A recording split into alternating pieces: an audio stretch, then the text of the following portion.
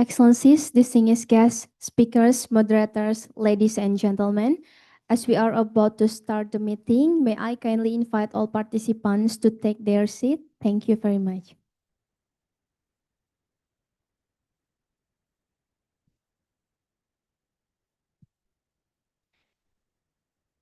Excellencies, distinguished guests, speakers, moderators, ladies and gentlemen, a very good afternoon.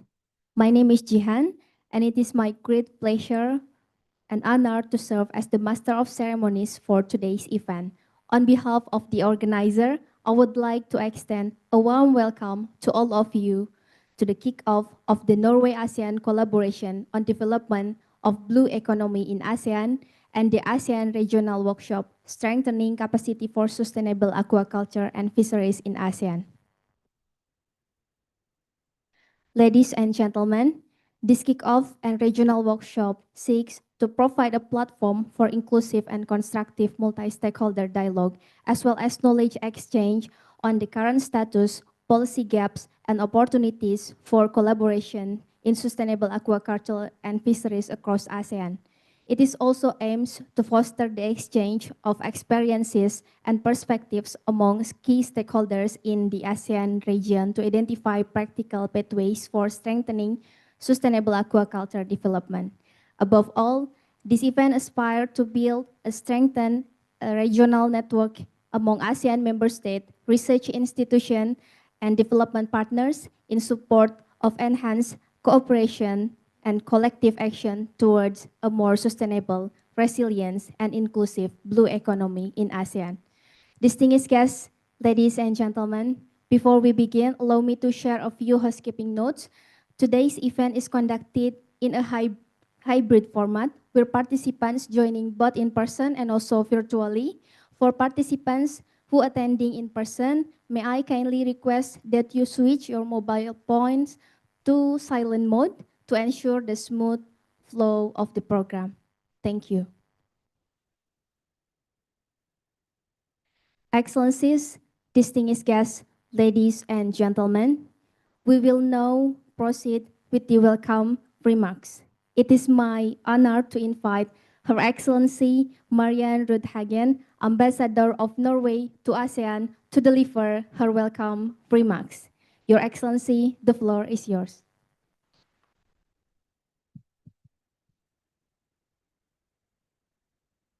Thank you.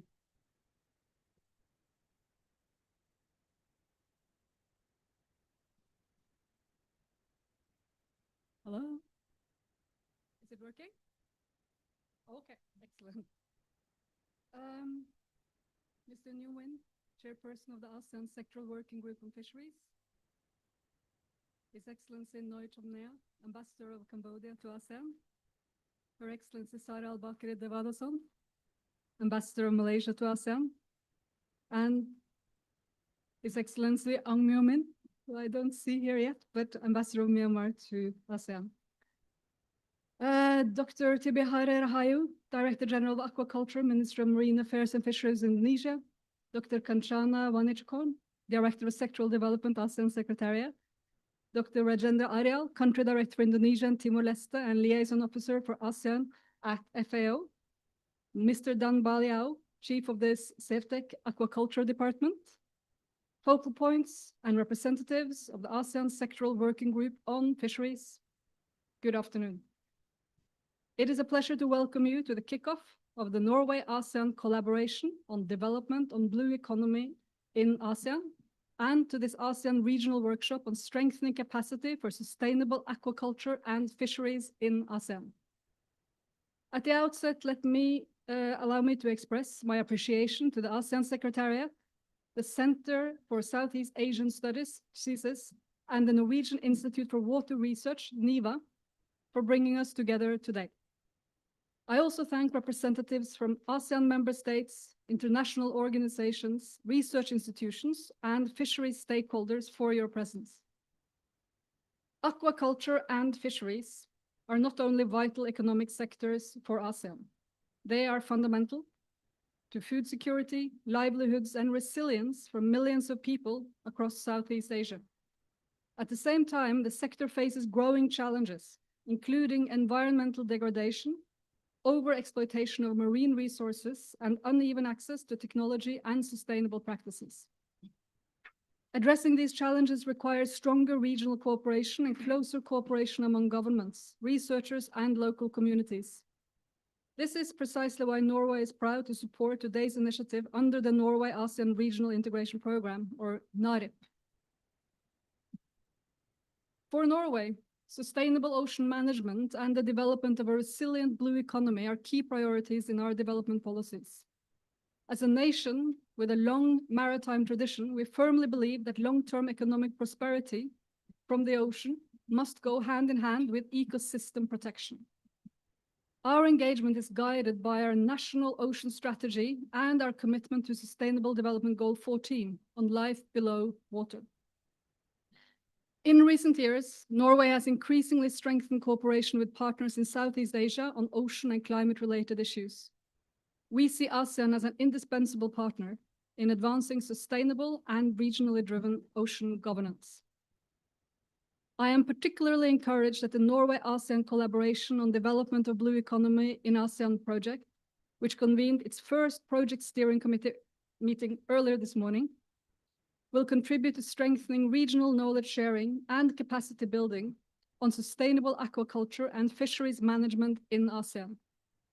This includes support for discussions and cooperation on monitoring and addressing antimicrobial resistance, an issue of increasing relevance in the region and globally.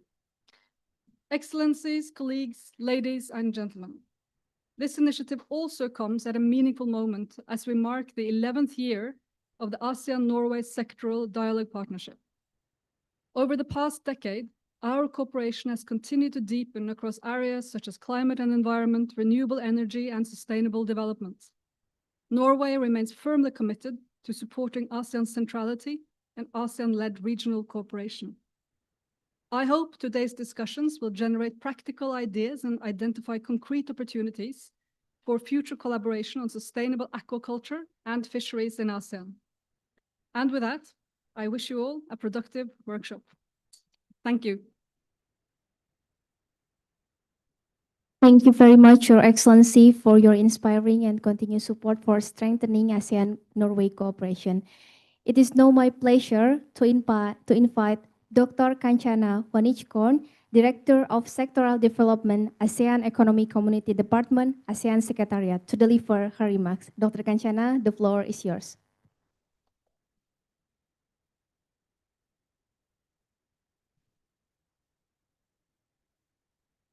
Excellency, first of all, you have to excuse myself, my voice.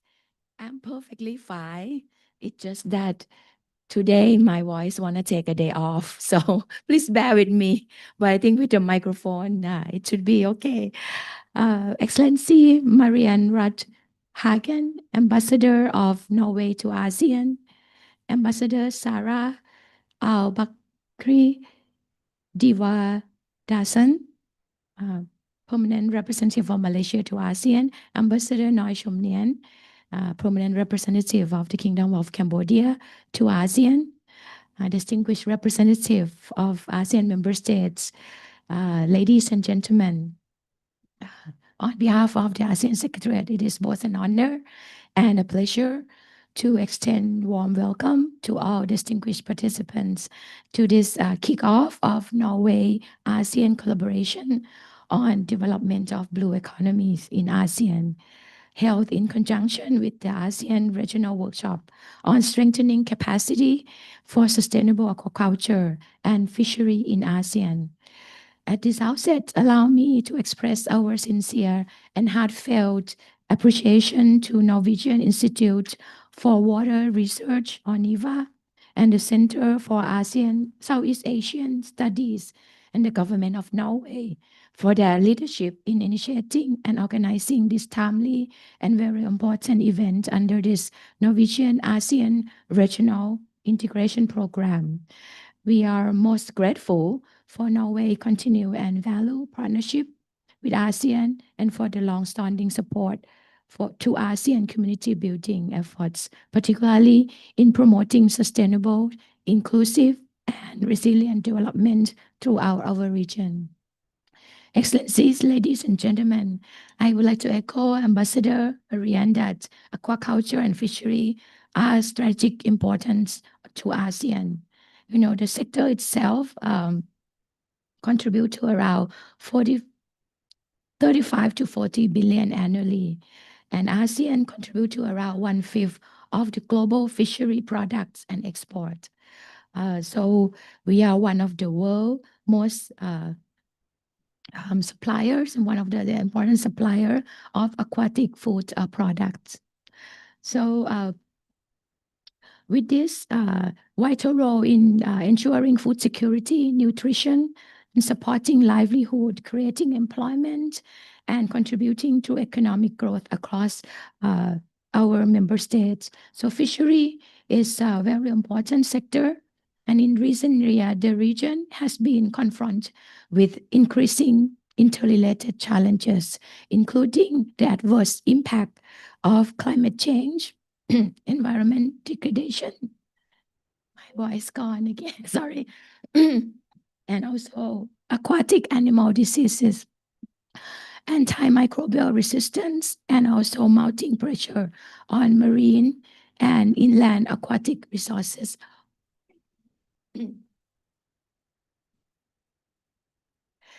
I really have to come because I committed to this meeting. That's I think we can put it here. So you can make sure that my speech will not be longer than you expected. Okay. As I has mentioned, all these challenges, sustainability transition is very important, and we have to do it across all the value chain. I want to thank again for Norway to choose this fishery and aquaculture as one of the key sector for our Blue Economy Cooperation. We have developed a Blue Economy framework and the Blue Economy Implementation Plan, and now we are in the process of developing a roadmap for the next 5 years. So this cooperation is timely, you know, it is part of our roadmap, and I think we call it an anchor program. It will be one of our anchor, meaning that we really need to do it now so that we have a Blue Economy platform that it would keep things rolling in the future. As I mentioned, this would support the effective implementation of our ASEAN Blue Economy Implementation Plan and Roadmap, and also complements our ASEAN ongoing effort to strengthen marine environment sustainability, enhance food security, promote sustainable and inclusive livelihood, while further reinforcing regional cooperation in sustainable aquaculture and fishery.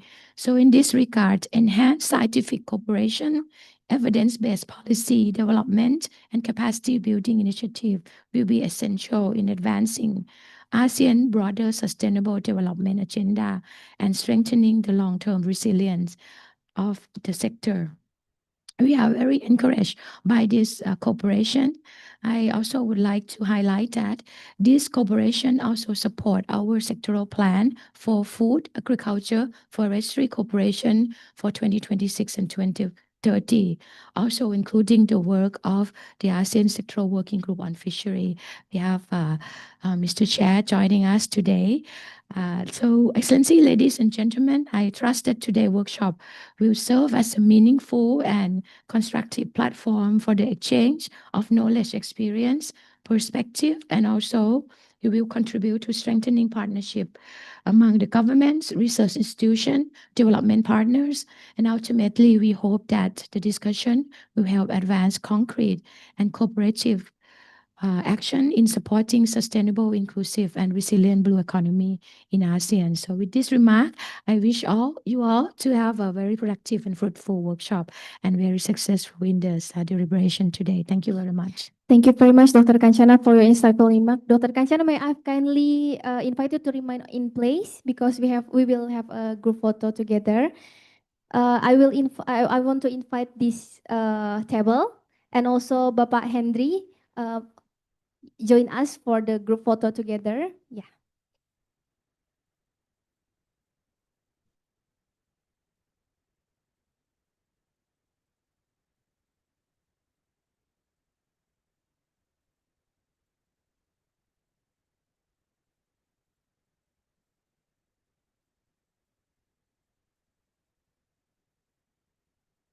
Okay. Yeah, formal first. 1, 2, 3. Okay, 1, 2, 3. And maybe ASEAN way. Yeah.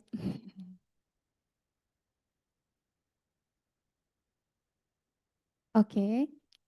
1, 2, 3. 1, 2, 3. Okay.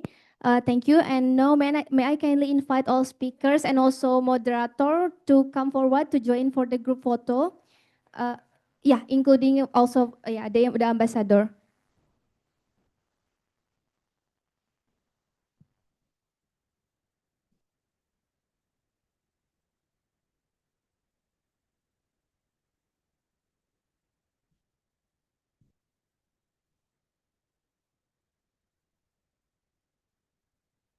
Yeah, maybe we can make it 2 row. Yeah.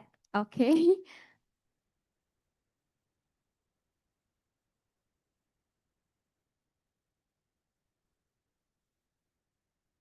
Yeah, Miss Kate Patton, can you closer? Yeah. Yeah, thank you. Okay, everyone look at the camera. 1, 2, 3. Okay, 1, 2, 3. Okay, thank you very much, Her Excellency, speakers and moderator, and also the ambassador. You may return to your seat, and we will proceed with a seated group photo involving all participants. Yes, please. Yeah, you can sit.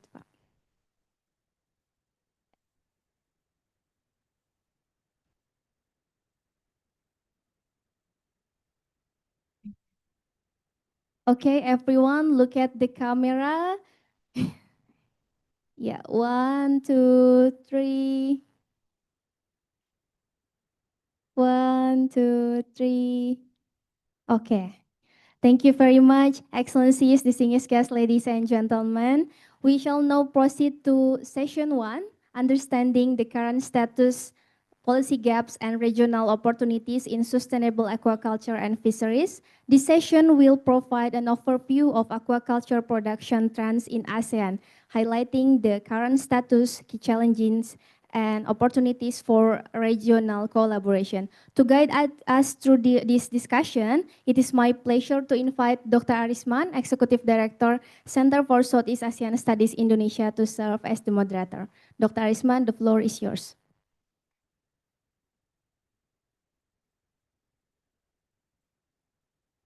Okay. Okay, good afternoon. I would like to call Mr. Rajendra from FAO, Chief Dan from CIFDAC to the stage to hear. Chief Dan, we go to the stage. Tojon, join. And the chair, yeah, you can, yeah, you can, you can sit. Okay.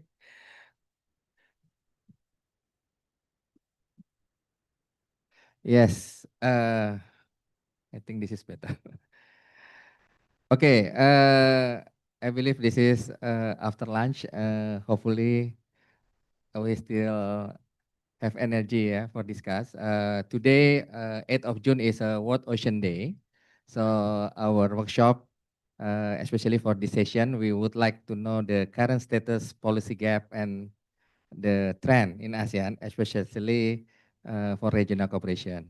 I would like to call Mr. Rajendra Aryal country director for Indonesia, Timor-Leste, and ASEAN from Food and Agriculture Organization, FAO. You have 8 minutes. It's okay. Oh. You can also stand up here. Okay, better I Yeah, stand up. you can stand up. Yeah. Is it working? Hello? Yeah. Okay. All right, thank you. So it's better. No, the first slide, if you can put the first slide. Okay, next. So good afternoon, everybody. My name is Rajendra Aryal. I work for FAO. No, the back one. Okay, yeah. Yeah, next, yeah. So if you see the aquaculture, Asia is at the heart of global aquatic food systems. We can call Asia as the aquatic food powerhouse, and ASEAN alone contributes almost 1/5 of the global production, which means, as the Ambassador Norway was telling, the importance of ASEAN at the global level. Next slide, please. Since I have 8 minutes only. So now, if you see this slide, the aquatic foods actually provide highly bioavailable protein, essential fatty acids, and micronutrients important for healthy diets. And now the population growth and rising income. If you look at the per capita consumption, which is already 21.3 kg per capita per year at the moment. And this is, even if this stays at the same time, with the growing population, the continents need to increase the production. And Asia alone has to increase by 12%. Next slide, please. So now to meet the growing demand for aquatic foods, sustainably will require some studies. And here as FAO, we have developed something called Blue Transformation Roadmap. It's a framework for meeting the growing aquatic food demand while protecting aquatic ecosystems. The Blue Transformation aligns economic development, food security, and environmental sustainability within a single strategic framework. And it has 3 objectives. This is available online. If you are interested, you can also go to FAO website and find it. It focuses on 3 objectives: sustainable aquaculture intensification and expansion, effective fisheries management, and improved value chain performance. Next slide, please. So now the Blue Transformation Objective 1 actually focuses on sustainable intensification and expansion of aquaculture. Scaling innovation, digitalization, and data system, climate smart technologies, improved efficiency and low resource use. So for emerging sectors, actually the priorities include strengthening the governance and policy coherence, incentives and sector support, technology transfer and access to feed and the seed, the fingerlings, and increasing the availability, safety, and consumption of aquatic foods. So we have also another publication, this Aquaculture Transformation, which is also available online. You can access to these documents. Next slide, please. So effective management of all capture fisheries. Blue Transformation Objective 2, it focuses on effective and sustainable management of all fish stocks. And it's fundamental to maintaining the fish stocks, livelihoods, and long-term food security. Healthy fisheries also depend on robust data collection, stock assessment, and science-based management decisions, strong monitoring, control, and surveillance. These are very essential. So as you must have heard about the illegal, unreported, unregulated fishing. So FAO is supporting the implementation of the global policy instruments, the Port State Measures, PSMA, as we call Port State Measures Authority, and IUU fishing. And we have been supporting 20 countries in Asia-Pacific region in just past 4 years. So there's a sort of like a growing interest among the countries in Asia to be a member of PSMA and work on IUU. And another thing that is happening in this region is this BBNJ, Border Beyond Biodiversity Beyond National Jurisdiction. And Indonesia is one of the countries where FAO has accessed the funds from the Vertical Fund, Global Environmental Facility, and we are working on that. And FAO is also supporting the implementation of the voluntary guidelines on small-scale fisheries guidelines by facilitating the development of national plans of action for SSF. And Indonesia, we are working on with Indonesia is one of the member countries. And we are also working with academia, regional fisheries management organization, and the FAO member countries to improve coverage, quality, and transparency of our economic indicator on the marine fish stocks.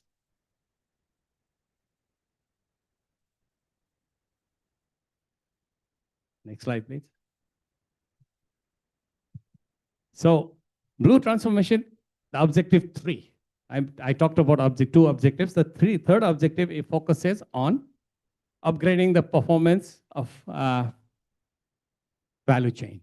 And it's sustainable production, better food systems, traceability, as you can see, the securing the availability, affordability, and utilization of nutritious aquatic foods, supporting livelihood, reducing poverty, and gender. It's an important, as we know, women play a very critical role throughout the aquatic food value chain and should benefit from the sector development. And in the small scale fisheries especially, the women are very, very active in the region. I have traveled to several places in Indonesia and I have seen how active the women are. And if they are provided with a little bit of technology and tools and access to market information, they can really thrive.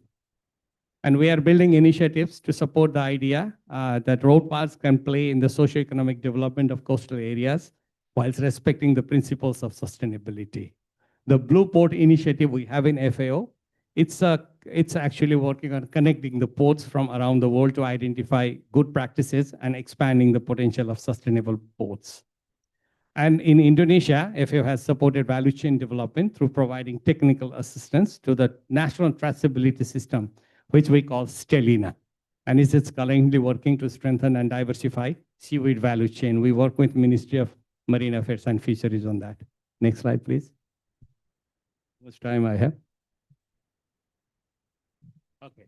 So FAO supports the implementation of Blue Transformation Roadmap through the initiatives.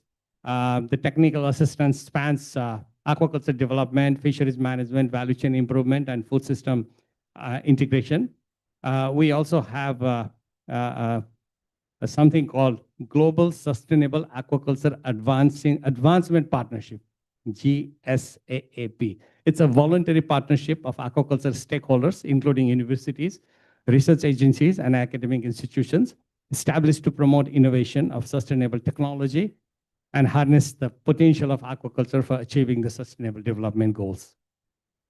And working together with vertical funds mainly, the Green Climate Fund and Global Environmental Facility, they have been also putting fishery sector, especially aquaculture, as a priority. So we have had good collaboration with them and we are looking forward to also having further collaboration. Next slide, please.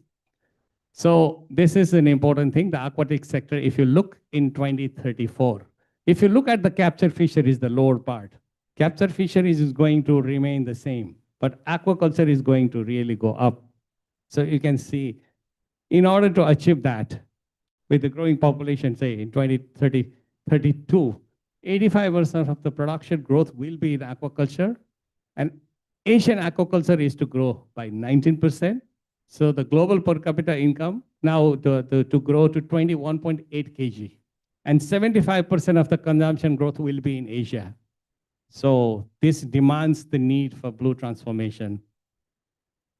With this, next slide, I would like to thank you very much. I hope I was within the time limit. Yeah, time. Okay, 8 minutes. But now we would like to move to Chief Dan from Southeast Asia Fisheries Development Center, CFDEC, Aquaculture Department. Please, Chief Dan. Sorry if I have to remind you, 8 minutes. Please. Hey, good afternoon, everyone, especially to members of the Diplomatic Corps. This afternoon, I'm going to tell you about understanding the current state and policy gaps and regional opportunities in sustainable aquaculture and fisheries. Now, well, I have to repeat what my president mentioned a while ago about how aquaculture outpaced fish catch. And I don't have to repeat that again. You can see that in the need for the post-2022, aquaculture will still further advance in terms of production. Next. Now, the aquaculture in Southeast Asia. So as I've said, as the wild capture sector forces stagnating yields, policy has pushed heavily towards aquaculture. Now you can see here the graph, the most productive countries in the world. And I'm happy to tell you that Indonesia is number 2. And maybe you already know what's number 1 there. We're only number 6. Now, we're moving towards aquaculture transformation, defined as innovation and investment for sustainable intensification, expansion of aquaculture in Asia and the Pacific region. Next. Now, this is the policy gaps and blue economy. And you also can see here some policy gaps in Southeast Asian aquaculture. And I mentioned here the high cost of production due to the dependence on important feed ingredients. You have the lack of technical support for small-scale farmers, insufficient production and determination of quality products and all that.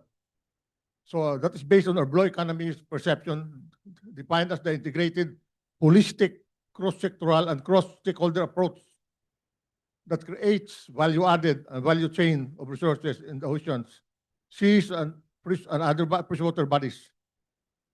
So there you see the ASEAN Blue Economy frameworks. And through here, we are guided by the ASEAN Blue Economy framework about ASEAN's Blue Economy initiatives that promotes regional cooperation, helps in member states sustainably manage species. So the economy as a whole, formalized via the ASEAN Blue Economy framework and the ASEAN Blue Economy implementation plan to sustainability and prosperity, targets historical policy gaps by shifting marine and aquaculture management from resource exploitation mindset, where it's very common now, to holistic ecosystem-driven economic model.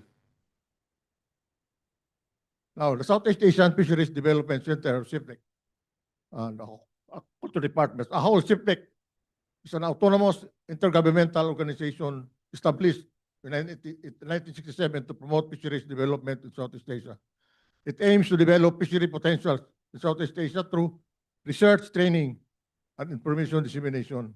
Now, specifically, our department, which is the aquaculture, promotes to undertake research in aquaculture relevant and appropriate to the region, encourage human resource development in aquaculture through training and extension, and disseminate and exchange information on aquaculture. So SIPDIC here serves to bridging the gap between high-level policy frameworks and ground-level technical execution, and working with ASEAN SIPDIC Fisheries Consultative Group mechanism. Now, what's the backbone? For programs and collaboration, these are the backbone of aquaculture research efforts under our research division, the quality seed for sustainable aquaculture, the healthy and wholesome aquaculture, maintaining environmental integrity through responsible aquaculture, and meeting social and economic challenges in aquaculture program.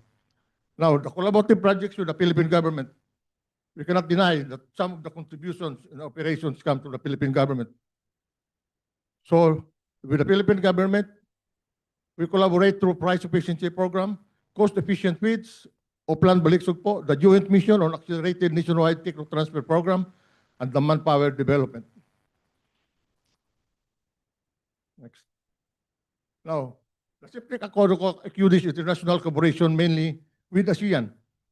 So these are the number of titles I can mention to you that involves the participation, our participation in ASEAN, like the regional good aquaculture practices, standard harmonization, the promotion of aquaculture technology for emerging species, the Blue Horizon Project, sustainable seaweed industry, the aquatic animal health and biosecurity network, and policy formulation and the fisheries statistical database.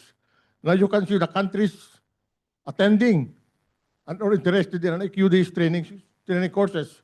You have the SIPTEC member countries, there are 11 of them, and we have also the non-member countries. Maybe you can identify the flags later on. Now, on aquaculture value chain, as I mentioned a while ago, it is and the aquaculture value chain serves as the AQD's backbone in policy decision and research development priority. Now you see here, if you talk about value chain, You started from pre-production operation, which is the hatchery. Now move forward. This is for per commodity. Move forward to production, nursery, and grow out, harvesting, processing, and marketing. All this chain undergo research and development studies and geared towards commercialization. These are the aquaculture technologies. I don't have to read to you everything, but these are the products of aquaculture technologies for 53 years. Now, we have innovations in Southeast Asia also. We have the regenerative aquaculture and integrated systems, the precision aquaculture, the sustainable health management and security, the better feed inputs, reducing reliance on fish meal, community-based production and resource enhancement, certification, traceability, and food safety. Now, other innovation in Southeast Asia, but the basic for this is to demonstrate proven socioeconomic benefits. Socioeconomic. It must be economical. Effective information dissemination, monitoring, adopting, and improving, simplifying use of access technology, aligning with incentives and crop insurances, and building strong networks to farmers. Now, what's the proof of this? Impacts of these innovations can be felt on improved livelihoods and income, food security and nutrition, environmental sustainability, stronger community participation, expands market access and import, and resilience to climate and disease shocks. So now, AQD is undertaking the line with blue economy by testing the monitoring of aquaculture residues and contaminants, local and regional socioeconomic effects from more environmentally sustainable aquaculture and alternatives to antimicrobials in disease control. This is part of our research and development. Now, to reach us, you can contact the AQD chief and then also our website. Thank you very much. Thank you, Chief Dan. Be careful, be careful. Yeah, next, I would like to invite the chair of ASEAN Sectoral Working Group on Fisheries. Please. Oh, you need a...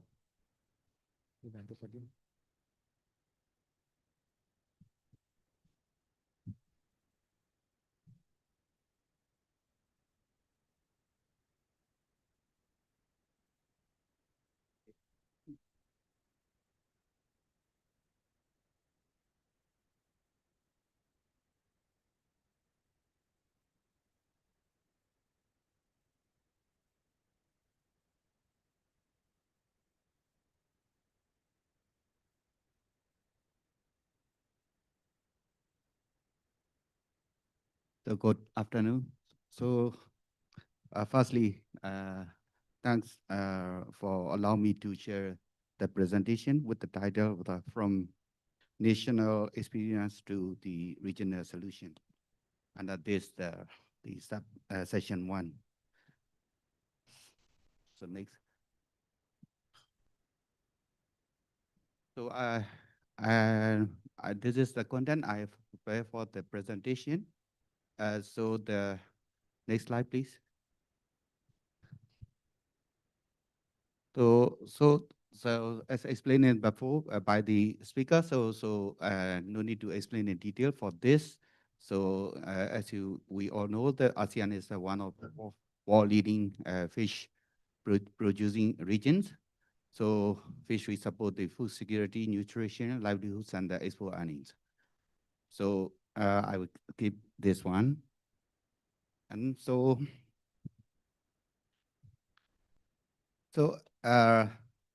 as explained before, the ASEAN aquaculture has now crossed a critical threshold. Yeah.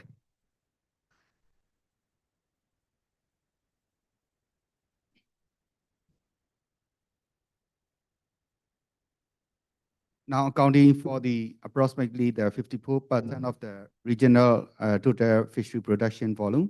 So it is the dominant driver of our aquatic economy. Next slide. So if we look at this slide, So the FAO yearbook 2023, we can see the volume of production across our member states. Vietnam and Indonesia represent the regional heavyweights and followed closely by producers including Thailand, Philippines, and Myanmar. So our collective achievements are highly encouraging. We are sustaining continuous aquaculture volume expansion, expanding the intra-regional and global trade corridor, and the witnessing and accelerating volume adaptation of the sustainable certification standards. On the other hand, the chart highlighted deep-seated regional challenges. The entire sector remains vulnerable to IUU fishing and localized over-exploitation of capture fishery, combined with the climate impact on coastal communities. These threats require us to look past national borders to protect our shared marine ecosystem. Next slide. So this pyramid illustrates a critical intersection. Traditional wild capture fisheries are a slight and variable decline, depending on the species and marine zone involved. Conversely, aquaculture growth trends are climbing sharply, driven predominantly by fresh water system and intensive coastal farming operations. Next slide. So I have mapped the primary policy gaps into three operational pillars. One is the government.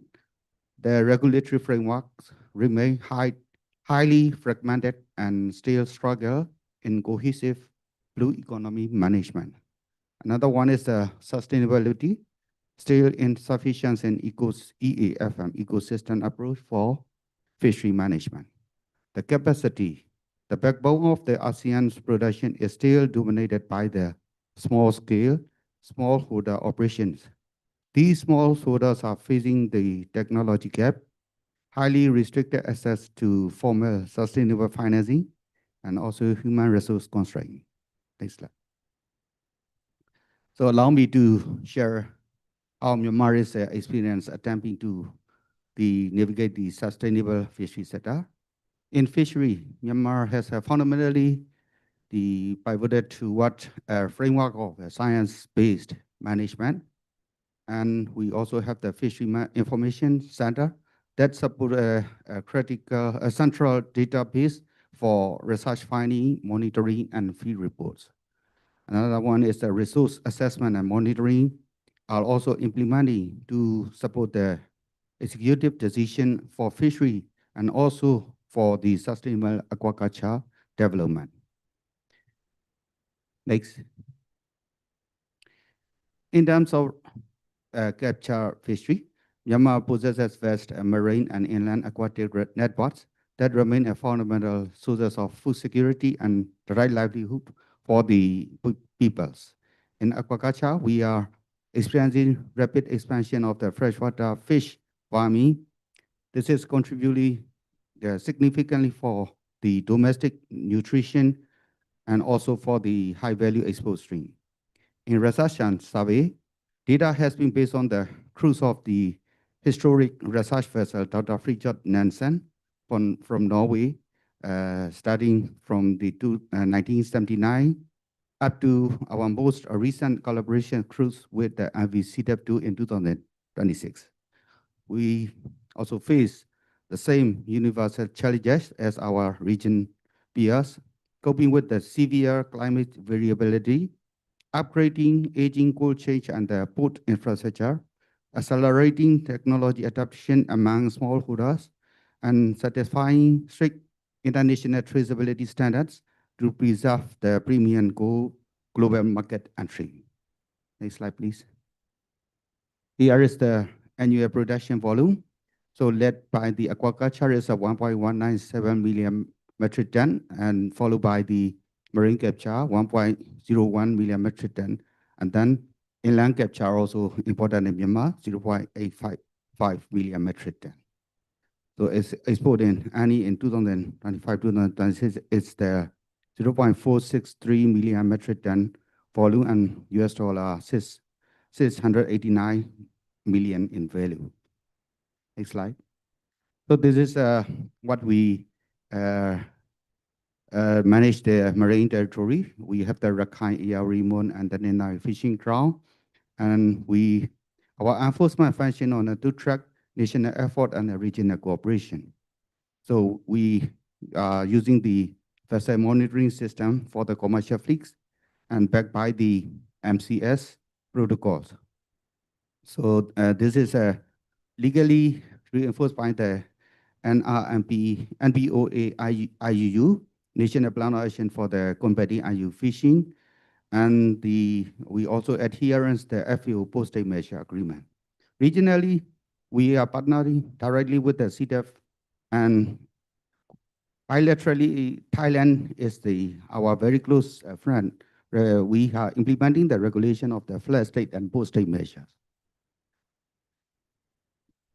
So in aquaculture, we are implementing the National Residues Monitoring Program plan and alongside with the promoting the national GHP practice.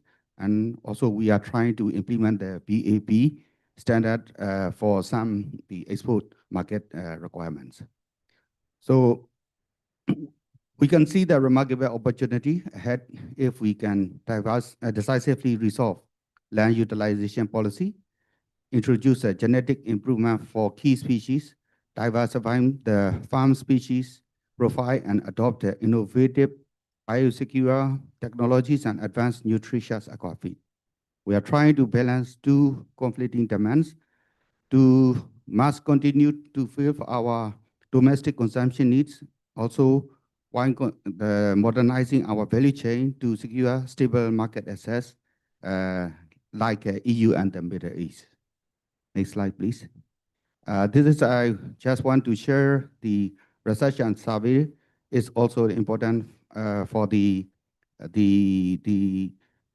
for Myanmar fishery. So based on the MVCW vessels, so we are now trying to utilize the standard to turn the result into action. The data is now being translated directly into evidence-based management, so that will allow us for the ecosystem-based fishery management, and we will try to build up the co-management framework with the local fishing community and share our open sources finding with regional partners to build a collective climate resilience. Next slide. Sorry, next slide. So, so in ASEAN, so what we can ASEAN achieve collectively. Our pathway forward requires us to harmonize our national policies and regional strategy into a single cohesive blue economy framework. We have identified 4 key action areas for this workshop. One is the knowledge sharing, capacity building, sustainable aquaculture innovation, and regional research collaboration. I think we are fortunate to have the complementary group of institutional partners supporting this. So FAO, CDF, and FAO provide the technology, and we have the different developed countries. Like, as I mentioned that, we have the Italy also supporting the aquaculture and small-scale fishery, and EU combating IUU fishing, Germany blue fish, Japan IUU fishing, countermeasure food value chain, and we also have the United States and the Russia. Now Norway is coming for the blue economy. So we are lucky within ASEAN. So next slide. I would like to recommend to move forward. We need to strengthen the regional policy coordination. We need to promote the science-based fishery management. We need to invest in sustainable aquaculture technology. Need to support the small-scale fishers and farmers. And also the last one is we also need to enhance the regional data and knowledge sharing. In this one is I would like to highlight that sometimes we call the knowledge sharing is a very easy way sometimes, but it's difficult for the small scale holder. So open sources for the aquaculture technology is important for the small scale farmers to get the technical. Next slide. So for the closing message, and we are now moving toward the sustainable blue economy in ASEAN. So this is a call for the inclusive cooperation. I invite all ASEAN member states, CDF, FAO, and our Norwegian partner to actively build this equitable framework. And so thank you very much for your time sharing with me. Thank you. Thank you, Mr. Chair. Now the last one, Dr. Torjon from NIVA. Thank you. And thanks to both Director Kanchana and Ambassador Marianne for giving the excellent introduction, giving the background for why we are here and the whole, say, blue economy setup and how this has been narrowed down to this specific topic. And then thanks to the three speakers before me on also giving a very comprehensive and different perspectives on the situation in the region, including also the links to how, say, aquaculture is an important part of a blue economy and a sustainable blue economy. So what I will do now is to give a few examples of experiences from Norway that we think are of relevance for use in ASEAN. With a big disclaimer, we know that there are big differences also between Norway and ASEAN countries in many ways, but also when it comes to aquaculture. So if you click on to the next one, I think this has all been introduced. So I just wanted to mention one point maybe that we are an important contributor to the official ASEAN-Norway sectoral dialogue partnership, as the ambassador mentioned, and blue economy has now been one of the priority areas where we contribute. Norway is a blue nation, and water in very many different ways are key to the Norwegian economy. And my institute, NIVA, has been collaborating and been a part of this cooperation for nearly 10 years now, where we have had run a project on plastic pollution measures for several years. Next one, please. I skipped this one because it has been covered.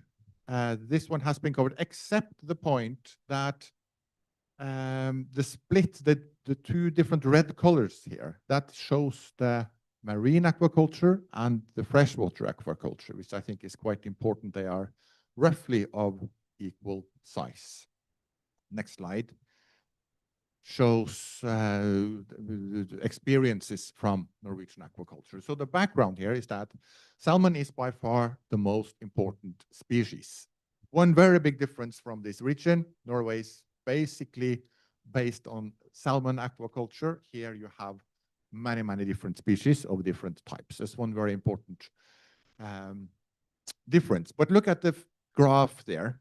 And the upper graph shows the development of the total aquaculture production in Norway from 1980, when it was close to zero, and now when Norway is the second largest aquaculture exporter in the world, over a period of, well, much less than I have been alive, for instance, and that is quite impressive.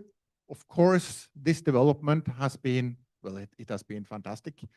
But it has also given a lot of challenges. Some of the challenges are partly solved, some are still not. So if we move to the next one, I give here one example on how the aquaculture industry is both an important polluter of the ecosystems. At the same time, it's an industry that is very sensitive to pollution. And the two clips there, the two news articles, one example here show that there is a large emission of microplastics from the aquaculture industry to the local environment or to the ocean. So it's in one side, it's a polluter. The other says that a study finds Norwegian salmon completely free from microplastics. So it shows how the industry is both contributing to a pollution that they at the same time are extremely sensitive to. Next slide shows how the focus on environmental aspects have been increasing. It shows an example of how in Norway now there is an annual risk report on how the aquaculture sector contributes on environmental impacts and on fish welfare. And the map there shows a so-called traffic light system with green, yellow, and red colors.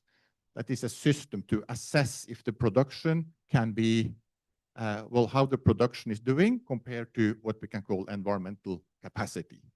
So when it's red, the production is higher than actually the environment can accept, so the production should be reduced. Next one shows the issue of reduced use of antibiotics and hence less risk of antimicrobial resistance, AMR. So again, the line there shows the salmon production, while the bars show the use of antibiotics. And you see that in the peak year, it was used close to 50 tons. Then it declined very fast, and at the moment it's around 50 kilos. So it's a 1,000-fold decrease over a few years. In the Norwegian example, a main reason for this is development of vaccines, but there is also governance issues and other aspects to it. Next one. I wanted to include an example of funding mechanisms for research and innovation. It has not been maybe so much the topic today, but for instance, at the last ASEAN Blue Economy Forum in Malaysia last fall, where I participated, financing of the blue economy was actually the main topic, and also here, financing of both developing knowledge and innovation is very important. And this example from Norway shows something called the Norwegian Seafood Research Fund, which has become a quite significant source of funding for doing research and innovation. And it's a state-owned setup, but the income to the fund is through a levy on export of seafood at 0.3%. And all in all, this gives actually a quite nice, quite large fund for research and development that comes to the benefit of the industry. So I think it's a setup that's useful to be aware of. Next one is simply a few concluding remarks, stating that aquaculture is important. And yes, it is growing and a very important part of also feeding the world in the future. Norway has experienced a very rapid growth. That has given a lot of challenges. Some are solved, some are still emerging. Yes, we do know there are big differences between Norway's and ASEAN's aquaculture, but still, we believe that many experiences also can be useful. Thank you. Thank you, Dr. Torjon, for excellent presentation. Yeah, after we hear from FO and CIFDEC presentation, they have a blue transformation, aquaculture transformation, as well as Myanmar experience and Norway experience. Due to out of time, we have 6 minutes, so I will take maybe 2 questions from the floor. Feel free if you have the question to the panelists with whom you want to. Yeah, at the back one, maybe can you help, Dila? Yeah, please. Yeah, okay. Okay. Good afternoon, ladies and gentlemen. My name is Sinta Pardede. I'm from WCS Indonesia Program, Wildlife Conservation Society. So it is very interesting to see all the presentation here, but to be honest, I'm very beginner about aquaculture, because my institution is more working for conservation. So, you know, probably my question should be like the end of the conversation, because conservation and aquaculture sometimes not very get along each other. But to make it shorter, Yeah, make it shorter. yeah. So at this time, we realized that working with conservation really costly. Like uh, we need patrols, law enforcement, and then also creating a good livelihood for the community within the conservation areas. So we realized that sustainable financing for conservation work is also very important. But to replacing the livelihood of the community, like the fishermen, there are mostly the like a challenge for conservation work is not easy. So now we are starting to looking for another livelihood that is involving aquaculture, so that how we can replacing the destructive fishermen to do more. Okay, I got your point. Aquaculture. I got your point. Okay. Thank you. Thank you so much. I think that's it. Okay, maybe you specific to this any speakers. Okay, maybe Rajendra, you want to? Okay, very interesting question. I'll give you two concrete examples. How conservation and aquaculture can go hand in hand. One is the eel case study from Central Java, and one is arowana from South Kalimantan. Both of these fish species were listed by IUCN as endangered species, and the communities were indiscriminately fishing them. So important is not only the policy, important is how do you work bottom up. You have to work with the community, with the masyarakat adat, as you call it in Indonesia, the local customary communities. And they have their own way of, they have this Lubuk Larangan, for instance. I saw that in North Sumatra, in Riau. You have to look at the norms that has been in practice for generations, for ages. You really need to work together and educate them on the nature of the fish species. And we managed to do that under the leadership of Ministry of Marine Affairs and Fisheries. And we introduced a system where they could fish, but the fish, when they are in small stage, they would be tagged. And they'll be left into the natural water. And if the fishermen catch them with the nets, and if they see the tag, the fish has to be released into the local water. Again, back to the natural habitat. Same thing with arowana. Arowana was like, it's an ornamental fish, but they were fishing and eating them. And we had to educate them. And now they're conserving, not only conserving, but also exporting and getting 10 times price more than what they used to get while fishing and eating them. But it needs a lot of work. It needs a lot of energy, a lot of efforts. But conservation and production can go hand in hand. Yeah, I agree with Rajendra. Conservation and production can go hand in hand. Maybe from Chief Dan, you want to respond or?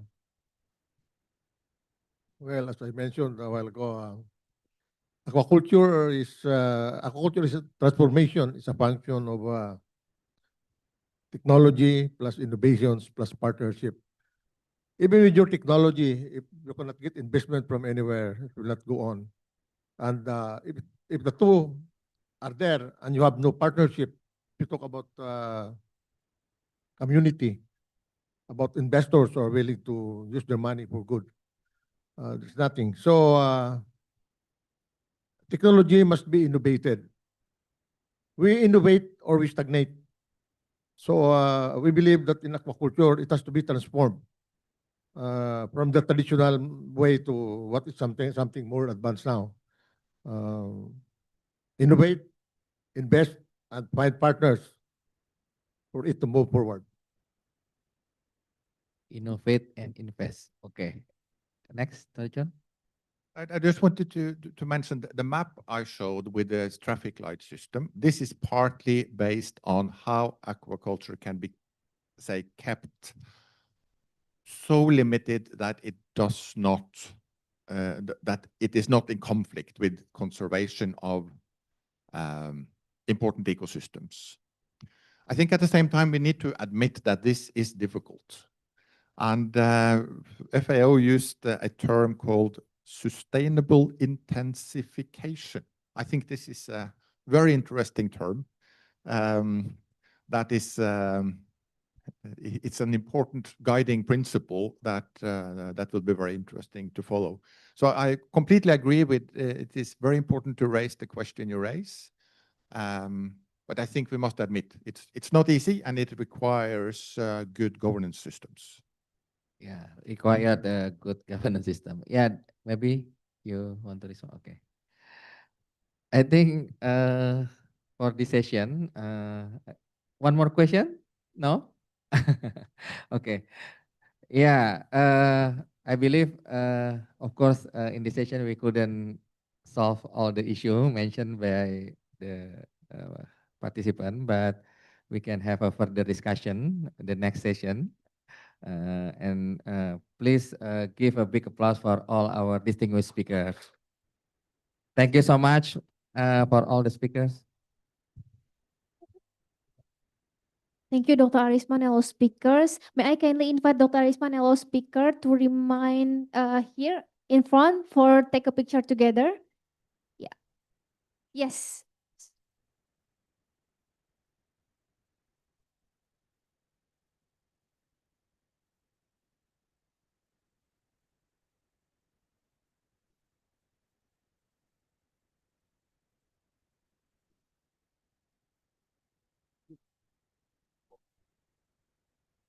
Okay. 1, 2, 3. 1, 2, 3. Okay, thank you very much, Dr. Arisman, for guiding such an insightful and engaging discussion, and sincere appreciation to all speakers for sharing their valuable perspective. We will now proceed to session 3, to session 2, current overview of the status and ambition for sustainable aquaculture practices in ASEAN. To moderate this session, it is my pleasure to invite Dr. Intan Murnira Ramli, Senior Policy Fellow at the Economic Research Institute for ASEAN and East Asia. Dr. Intan, the floor is yours.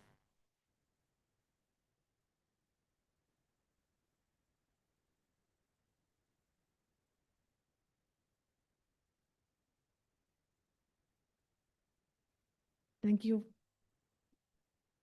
Thank you very much, Miss MC. Okay. Okay.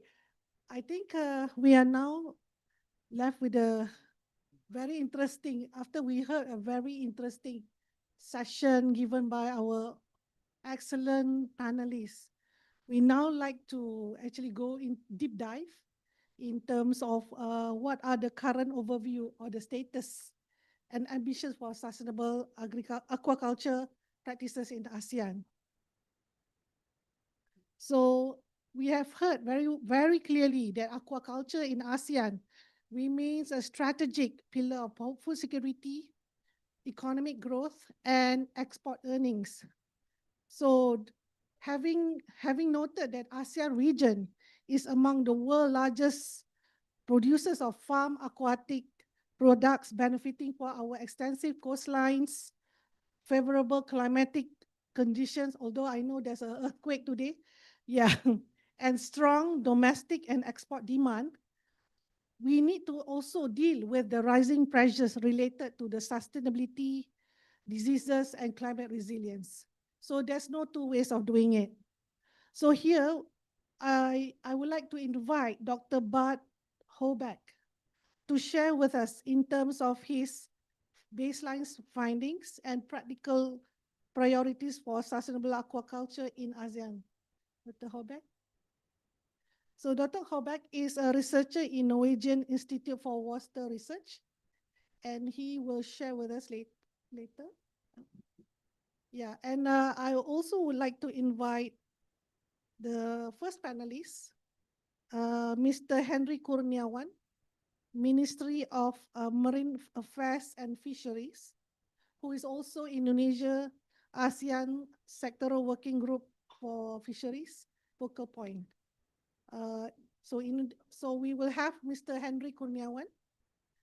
to bring insights, being the region's largest aquaculture producer. Next, I will invite Ms. Kate Paitun. Kate Paitun, yes, from Department of Fisheries of Thailand, being the ASWGFi focal point. So, and lastly, Ms. Lim Aigek, who is also from Department of Fisheries Malaysia, ASWGFi focal point for Malaysia, to share also her perspective later. Yeah. Can you?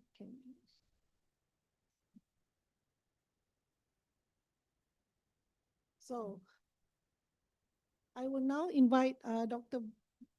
Bhatt to share his findings, and please keep to the time. Thank you.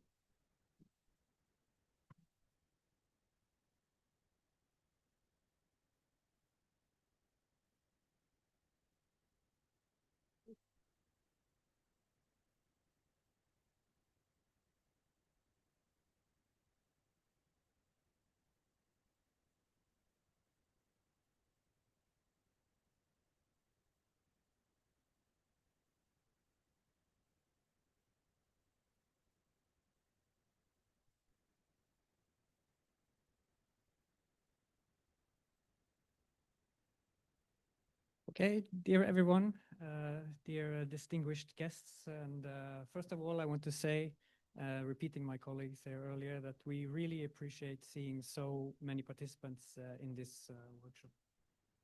My name is Bård Hobeck. I'm a researcher at the Norwegian Institute for Water Research, NIVA.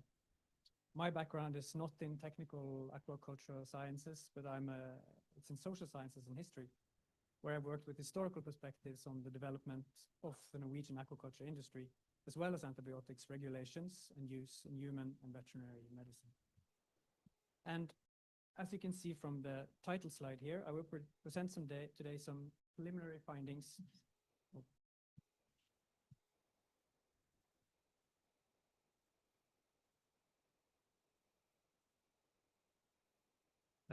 In what we termed a desk study for development of sustainable aquaculture in ASEAN, where we will highlight topics of interest for Norway-ASEAN collaboration. And in this aspect, I will revisit many of the points that Torbjørn made earlier about the specificities of Norwegian experience and what can be taught from that experience or learned from it. So next slide, please. So the desk study is an ongoing and collaborative effort between NIVA on the one hand and CSEAS on the other. And it's the first initial activities of this project and still ongoing. So what I will discuss today then is still very much open for input and further discussions. In fact, this is something that would be most welcome for the work that we have ahead of us. And as a way to provide a good background and foundation when we further develop specific project activities, we started to use the available information to make a broad overview of the aquaculture sectors in the ASEAN region. That is to say, production volumes, main species, types of production systems, based on available statistics and existing country profiles, particularly from the FAO and from CFTech. And another very important source of information for us in this early phase has, of course, been the ASEAN member states themselves. We have invited to discussions and information input from all member states to get their perspectives on the current status of furthering sustainable aquaculture, with a particular focus on the topics that will be central to this project. So that's to say, the status and the priorities on antimicrobial resistance in aquaculture, the status and priorities on chemical contaminants in aquaculture, and key knowledge gaps or particular areas of priority for further development of sustainable aquaculture. And as mentioned before already, we've already had very fruitful discussions with several member states where we received valuable input, and we are very grateful for these excellent conversations and visits and the written feedback we also have received so far. And we're also very much looking forward to further conversations following from this workshop. Next slide, please. And of course, as we've also seen already today, sustainable aquaculture is a vast topic, and the blue economy, of course, is an even bigger topic. And for this project, we have to focus on more precise areas. And it's very important in this initial phase to ensure that these are important to all ASEAN member states and can be elaborated into relevant project activities. And the topics we highlight today are also something that should be seen as preliminary and open for further discussion. They reflect what has been highlighted as important and relevant for the member states we have discussed with so far, and they're not a complete list in that sense. And when the initial round of dialogues that we are having now, then when it's more complete, we will continue this desk study with further literature overviews on the selected topics to complement this information we have received until now. And for what we've done so far, we have relied extensively on the information available through CFTech and FAO. This is particularly so for the country profiles for fisheries and aquaculture published by CFTech.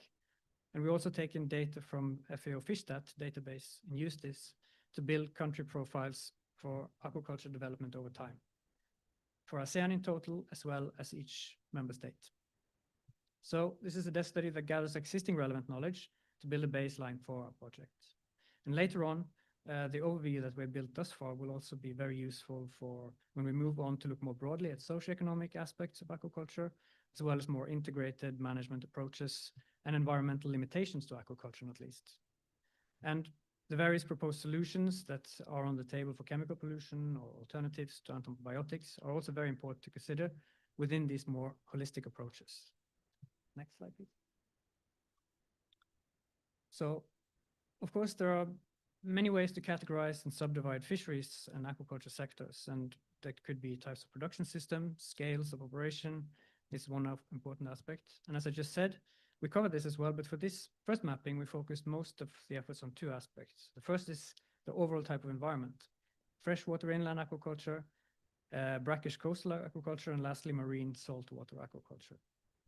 And when looking at the total aggregate production numbers for the ASEAN region, as you can see here with data from CFTech, the overall distribution between these three categories, they look relatively even on the figure to the left, which shows the shares of total production volume, 37% freshwater, 40% marine, and 23% brackish water.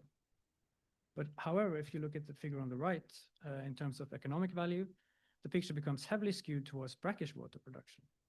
And I'm sure many in the audience are well aware of this, but the difference has two main explanations. First, in marine aquaculture, large volumes of macroalgae are included, seaweeds. This is a very valuable industry, but the prices are much lower by weight. So this is the main explanation for marine aquaculture making up 40% of the volume, but only 9% of the value in total. And the second main explanation is the fact that shrimp is a commodity category that fetches very high prices by weight and makes up a large part of brackish aquaculture production. So brackish water aquaculture accounts only for 23% of the weight, but 50% of the value in aggregate. And in 2023, ASEAN aquaculture production went above 26 million tons, or $38 billion. This represents an increase of more than 700% in volume and 500% in economic value relative to the year 2000. Next, please. So aquaculture has shown an incredible ability for growth, and there's no doubt that this potential remains enormous. Aquaculture has, and it will continue to be, an engine of growth within the blue economy. And our interest in this project is in the contributions we can make to make sure that this growth is as sustainable as possible. And there are, these are, of course, numbers on a very high aggregate level, but one of the things we've done initially is to use the more detailed statistics available through FAO's FishStat and show the development over time from the 1970s to 2023, which is the latest data, and divide it into species or group by main types of species. That's to say, we group them into fish, shrimp, other invertebrates such as shellfish, and algae. And this is also again divided across freshwater, brackish water, and saltwater from left to right here, with brackish water in the middle. And I will only show you a few examples of these, of course, here today. And this is the figure that shows total ASEAN production since 1970. But as I said, we also built much more comprehensive country profiles for all the ASEAN member states as well. And this first figure, first of all, it shows a consistent pattern of rapid growth over time, and especially from around the turn of the millennium, as is perhaps well known. But this is the point in time where it really takes off in terms of growth. Production volumes accelerated in a remarkable fashion, really making the ASEAN region central in global aquaculture production. It also shows, like in the previous figure where you have freshwater, brackish water, and marine aquaculture again from left to right, how the different main classes of species are distributed across freshwater, brackish, and marine aquaculture. So the orange is fish. Maybe you can't read the, sorry about that. No, please go back. Orange is fish, blue is shrimp, green is the other invertebrates, which is hard to see here in this picture because it's not that big, and purple is macroalgae. And the scales are a bit different, but this is to show the tendencies. And here's another example. This is the fish category within the category of fish only. So you can see the main species or groups of species, and such as the importance of milkfish, for instance, where you see the blue shades here, in the marine and brackish water categories. But the main volumes here are clearly to the left in freshwater inland aquaculture, where you can see the growing importance of tilapia over time in red, in addition to pangasius and various other catfishes, and quite a substantial category of various other species that are not included in the biggest ones. So there is a substantial variety within this sector. Next, please.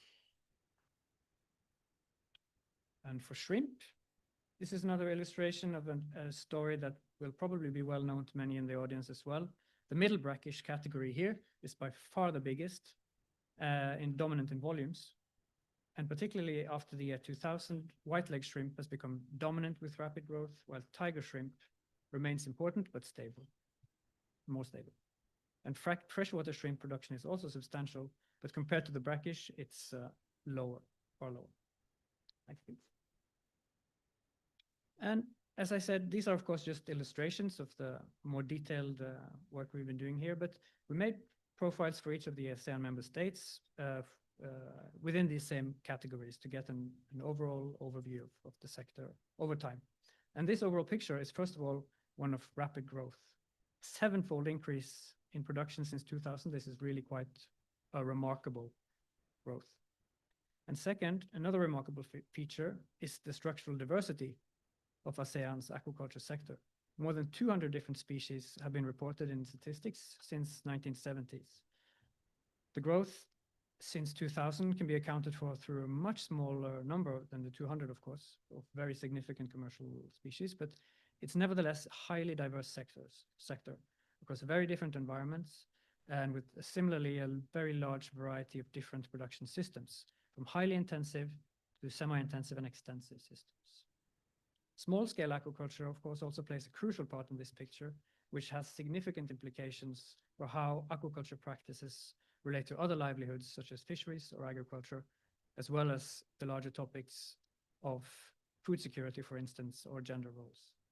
So this structural diversity, then, is something very important to keep in mind when developing project activities that aim to facilitate knowledge exchange with the Norwegian experience of aquaculture, which is very different in many ways. So from this angle of diversity, the Norwegian sector looks completely different. It has also experienced a similarly rapid growth from the 1970s and particularly after the year 2000. But this growth has been completely dominated by one or maybe two species, if you count the rainbow trout as separate, but they are in production systems, they are almost exactly the same. And this is open net cages in coastal marine waters almost exclusively. Other types of aquaculture exist for sure, but this is really the main driver. And in the early years in the 1970s, salmon farmers were almost exclusively local and family owned and run. So very much a small scale aquaculture venture there as well. And this was also completely supported by the Norwegian government. But in later years, this has been consolidated into major companies. So there are a number of fundamental differences between ASEAN and Norway's aquaculture sectors, but we nevertheless think there exist a number of topics where knowledge exchange can still be very valuable. And in our initial conversations, we've discussed this with representatives from several countries, and I will present 4 more precise topics that have been highlighted as interesting and relevant to several of the countries thus far. Next, please.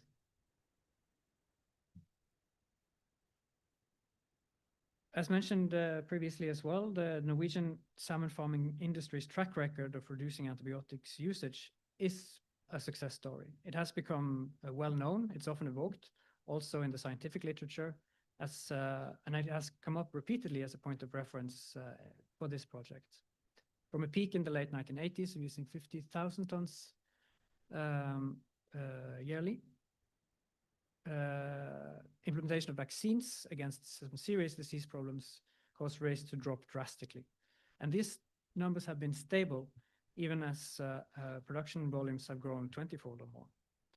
And a vaccination program and tight regulatory framework has succeeded in combating some very serious disease problems.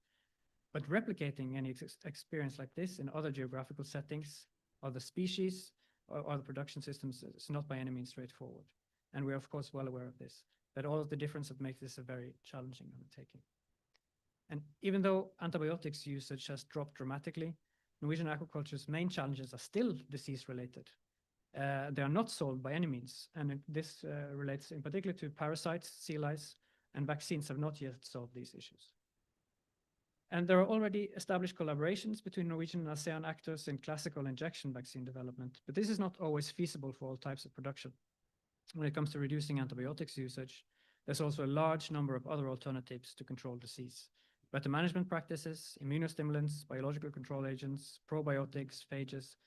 The list of promising alternatives really is long, and the ASEAN region really also is a hotbed of innovation in this field. But bringing many of these innovations all the way to successful implementation and commercialization, all the way to the market, has, however, often proved very difficult. And learning more about how barriers to successful implementation and commercialization can be overcome is a topic that has consistently been highlighted in the initial dialogues for this project as something we are really keen to focus on. Next slide, please. Another key topic is monitoring of pollution from aquaculture, which can become a serious problem with intensified production, with volume growth or inputs for various pharmaceutical or other chemicals. This is something we've certainly experienced in Norwegian fish farming, where growth has repeatedly led to new and often surprising pollution issues that it has needed to be handled. Norwegian aquaculture licenses are tied to mandatory monitoring requirements, and with regular intervals, aquaculture producers must document the environmental conditions around their site in sediment or water samples, analyzed for physical, biological, and selected chemical parameters. This routine monitoring has been undertaken for many years and is now under consideration to be supplemented by new technologies such as eDNA, sensors, or image analysis. This approach and the regulatory framework for this type of monitoring, as well as its practical implementation, is another one of the topics where member states have signaled interest in further knowledge exchange activities. Next, please. Microplastics is, as you all know, a topic of still increasing concern, both in terms of its health implications and its environmental impacts. Aquaculture is vulnerable to impacts from microplastic pollution, and it may itself be an important source of the pollution, like mentioned previously. But there are significant knowledge gaps when it comes both to the occurrence of microplastics in aquaculture products, in the production environment, and what this means for animal and human health. This topic has come up almost in all of our conversations so far, and I think it reflects a strong assumption that the topic is one that will only become more important in the years to come. And NIVA already has extensive involvement in plastic pollution research. Next, please.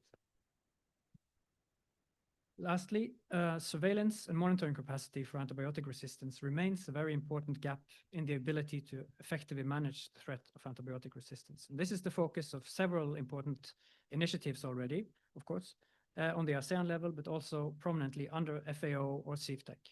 And for this project, it is very important for us to design activities in such a way that they may support or act in synergy with these. Next, please. And this was the last of the topics I had time to highlight today, but as I also emphasized in the beginning, this is not a complete or exclusive list. We would very much appreciate a continued dialogue on these or other topics well suited for this new venture of ASEAN-Norway collaboration on sustainable aquaculture in the blue economy. Thank you.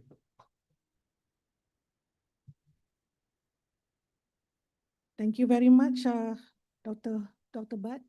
It's a very comprehensive overview, and I note that there are more than 200 species or crops, what he called as crops, which I normally know about agriculture, that was mentioned by him, which I hope would include bandeng, tilapia, gurame, all those fish that we always love to see, right, on our table. So I really want to see them with less pesticide and maybe less vaccination needed in order to make sure that we get them every single time. So with that, let us have here Mr. Henry Kurniawan to share in terms of his experience and his insights in terms of aquaculture in Indonesia.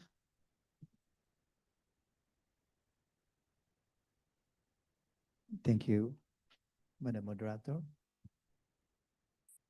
First of all, I'd like to express our appreciation for the text study presented by Dr. Bart Halbrecht. Correct me if I'm wrong to spell your name. This is a little bit correction, not on behalf of the aquaculture expert, but on behalf of the ASWGFi focal point for Indonesia. So later on the session 3, there will be more deep explanation from our DG regarding the aquaculture sector in Indonesia. But anyway, we believe that your study result is a crucial step forward to implement the project in advancing blue economy in ASEAN region. Please allow me to share in this forum that Indonesia is currently Indonesia's current fisheries and aquaculture policies are driven by priority programs, deeply rooted also in the blue economy concept. Our blue economy policy is built upon 3 main pillars, namely conserving our seas and resources, ensuring sustainable fisheries activities, and maintaining a sustainable marine ecology. So to implement our blue economy policy, the Ministry of Marine Affairs and Fisheries established 5 core priority programs. Notably, first, the expansion of marine protected area. Secondly, the implementation of quota-based measure fishing. Third, the development of sustainable aquaculture. Sorry for not preparing the PowerPoint. Fourth, enhanced surveillance and control of coastal and small islands. The fifth is the cleanup of marine plastic waste through fishermen participation. So those are the 5 priority programs under the 3 pillars of blue economy, which is economic, ecology, and the involvement of the stakeholders.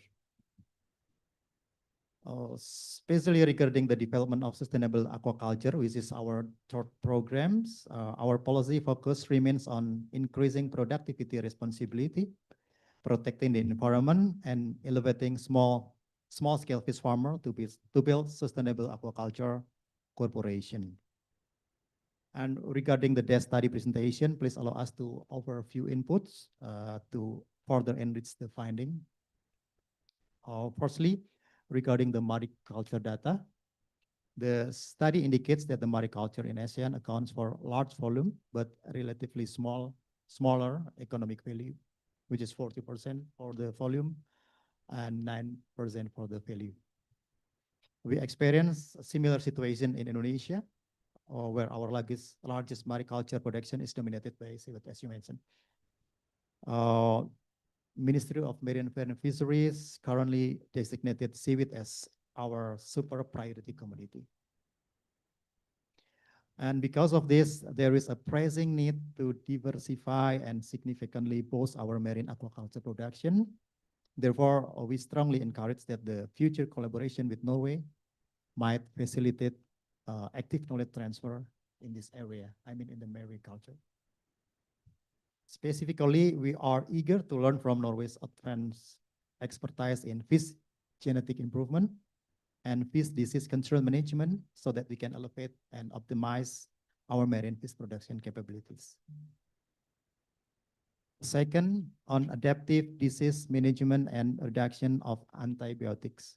We note that the success of salmon vaccination in Norway may have limited transferability to our region, as aquaculture in Indonesia is highly fragmented, multi-species, and predominantly run by small-scale farmers. However, we highly welcome the focus on alternative to antibiotics. And for your information, Indonesia has already established a national plan of action, national action plan of antimicrobial resistance, which is a collaborative cross-sectoral effort involving various relevant agencies, including Ministry of Health, Ministry of Marine Affairs, and Ministry of Agriculture. We also actively campaign for good aquaculture practices. We call it CBIB certification. We might suggest in this cooperation between ASEAN and Norway, under this project, to prioritize the development of autogenous vaccine that can be mass-produced affordably by our small-scale farmers. Third, concerning the integration of digital and community-based environmental monitoring. Currently, our policy are directed toward modernizing aquaculture zone, such as aquaculture village program, and revitalization of modern shrimp pond equipped with proper wastewater treatment plants. However, adapting the technology like eDNA and ROVs for large-scale monitoring remain cost prohibitive for local farmers. Therefore, we encourage Norway to introduce new monitoring technologies through a cluster-based or regional monitoring center model managed by the government or association rather than burdening individual farmers.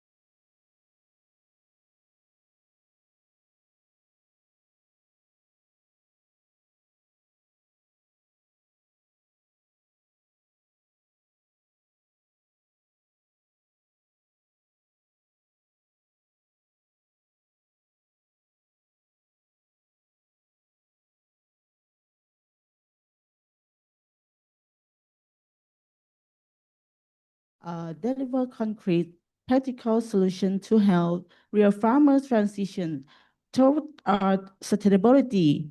Uh, Currently, aquaculture play a vital role in Thailand economy and food security with our extensive coastline and abundant inland water resource. Thailand is a leading aquaculture producer in Southeast Asia. Our industry spans the farming of shrimp, fish, and mollusks for both domestic consumption and international export. The production structure is divided into two main sectors, coastal farming and inland farming. If we looking at our statistic, coastal aquaculture account for 53.10% of total production, while freshwater aquaculture represents 46.90%. In the wastewater sector, tilapia is the primary driver, and for coastal aquaculture, the industry is heavily driven by marine shrimp, followed by marine shellfish and fish. Currently, Thailand supports a robust national GAP framework, successfully certifying over 20,000 smallholder farmers. Our national GAP standards focus heavily on 5 key pillars to ensure food safety and quality. First, food safety by reducing risk from chemical residue and pathogens.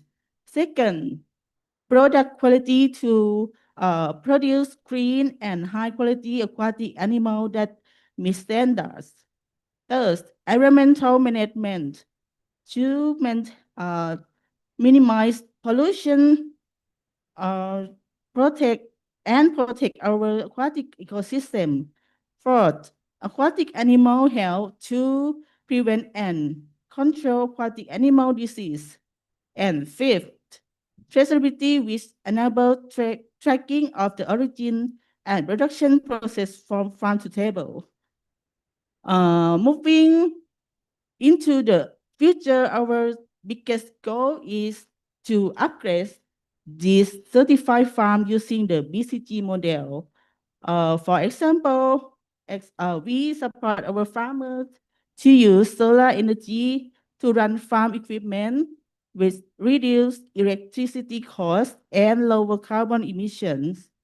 At the same time, we enforce strict water recycling and waste management, like turning respawn mud into biofertilizer for local plants. By connecting our strong GAP pillars with BCG principles, we naturally protect fish health and protect nature. This green approach guarantees premium food safety and traceability, ensuring our smallholder can always meet high sustainability standard and eco-friendly requirement in global work markets.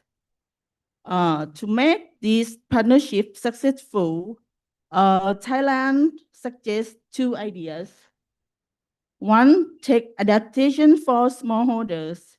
Advanced screen systems are excellent, but we must make smart tools like water sensors, digital traceability tools, and solar application affordable and easy for regular pond farmer to use. And two, collaborative sustainability network. Sustainable development is a shared journey. Thailand highly welcome joint research and data sharing on green technology, safe farming standard, and biosecurity protocol with Norway and ASEAN member states.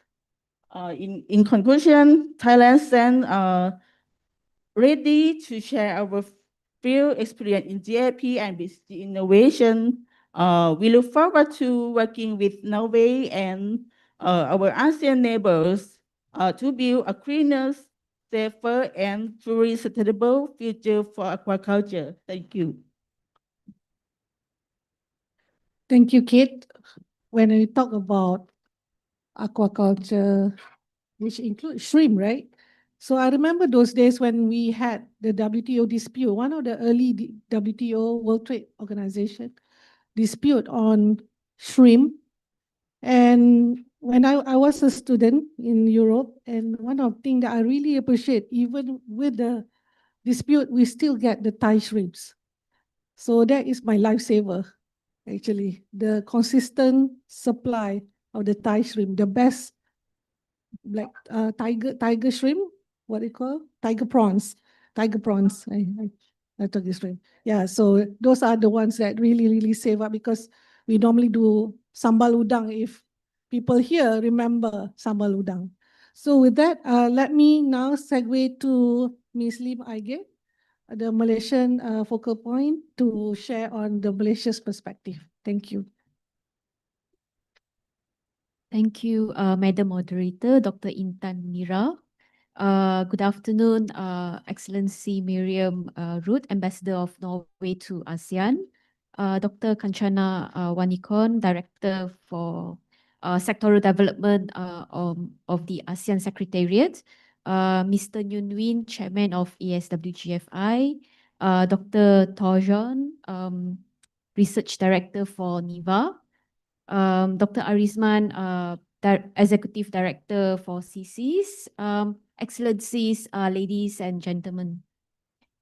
First of all, thank you for inviting Department of Fisheries Malaysia to this very important kick-off for the Norway-ASEAN collaboration on development of blue economy in ASEAN and the ASEAN Regional Workshop for strengthening capacity for sustainable aquaculture and fisheries in ASEAN.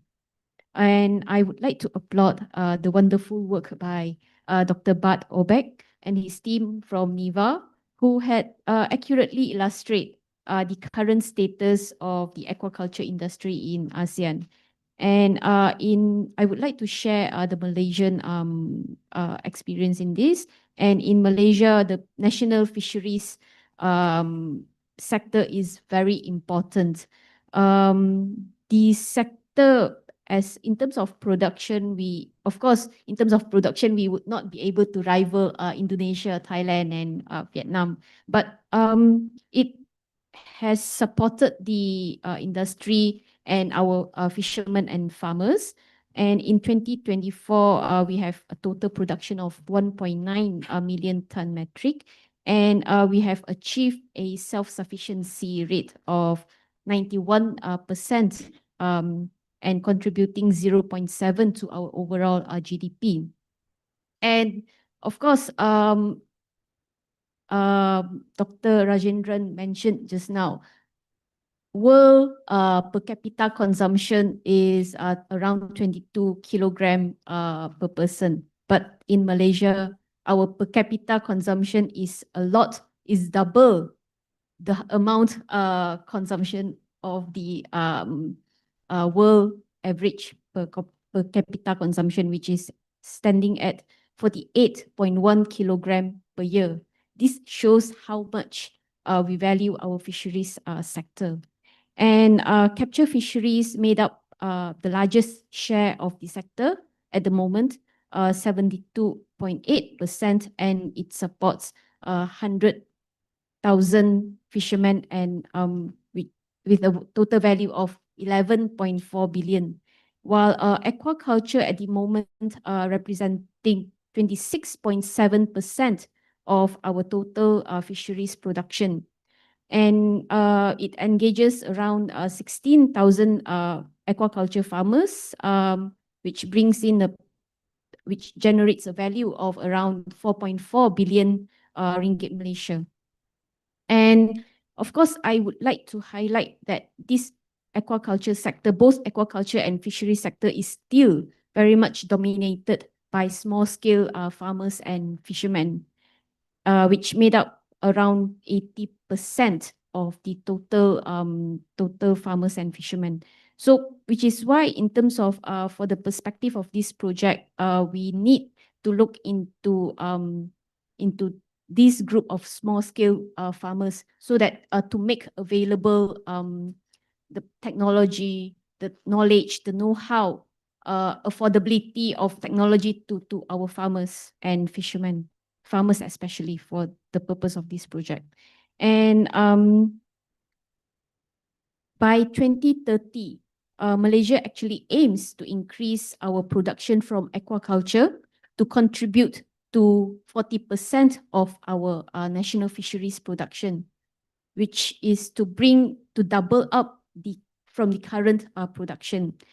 And we have actually identified 5 areas that we would be focusing on, whereby we would have targeted species to improve on, and we would focus heavily both marine and freshwater aquaculture. And in terms of technology, we would want to incorporate advanced technological frameworks and to actively apply to boost production efficiency, modernize the sector. And the department plans to promote the adoption of high-tech farming system, including super intensive methods, incorporating recirculating aquaculture system, using biofloc, integrated multi-trophic aquaculture, IMTA, and to incorporate, of course, industrial revolution applications in this production system. And we would focus on both the high value species and also species for the consumption of our people, both for export markets and also for domestic consumption. And in terms of R&D, of course, we would want to ensure long-term viability of and health of the aquaculture stocks. R&D efforts, we would want to prioritize the improvement of seeds and broodstocks through our national breeding centers and broodstock management centers. We would want to continue studies on optimizing fish feed, because fish feed, now we might be using a lot of fish meal, but we would want to transform this feed technology into using more sustainable fish feed technology. And then enhance our native fish stocks, of course, develop our inland fisheries and manage disease and environmental impacts. And we would want to look into commercializing our R&D products. We have developed a few specialized fish feed additives, and namely Cirehmax and Galex, which we would hope to promote and also advocate the use of these products in the aquaculture system. Of course, biosecurity compliance is one of our main priority in the years to come, because when we want to export and also like Dr. Intan mentioned, for our own consumption, we want to ensure that our fish is safe to eat. So maintaining high standards of safety and quality is central priority for us.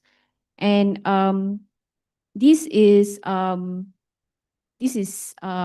incorporated through our strict biosecurity compliance by acquiring both local and regional certification. We have adopted ASEAN and adopted it. Oh, 1 minute left. Okay. And we have our Malaysian good aquaculture practices, and this is further incorporated into our state's aquaculture regulatory mechanism. And to support small scale farmers and also to enhance the larger scale farmers, we targeting financing facilities whereby financial assistance and structured operational frameworks are made accessible. And through this project, we hope that we would be able to continue building our technical capacity through developing of guidelines and SOPs. Of course, we also hope that advocacy and SIPA programs and materials could be developed and to be implemented at national level, especially for our field officers as well as our aquaculture farmers, because they are the most important ones in this area. And we might want to consider maybe a permanent agenda or maybe a regular forum whereby researchers and also developers of technology could be able to share their alternatives to use of antimicrobials, biological agents, and share of technology. And I think that is all from me. Thank you. Thank you, Ms. Lim. Okay, let me quickly just share the key messages before I give it to Dr. Bhatt to maybe round up. Okay, the conversation around the panel is that one, there's diversity of production system. So we see aquaculture in ASEAN basically is highly diverse, spanning with freshwater, brackish water, and marine systems. And there's different production intensities and scales, and hence this diversity is actually a strength to be because it implies at the end of the day there is no one size fits all for sustainability practices in ASEAN. So the second one is about the long-term growth trend.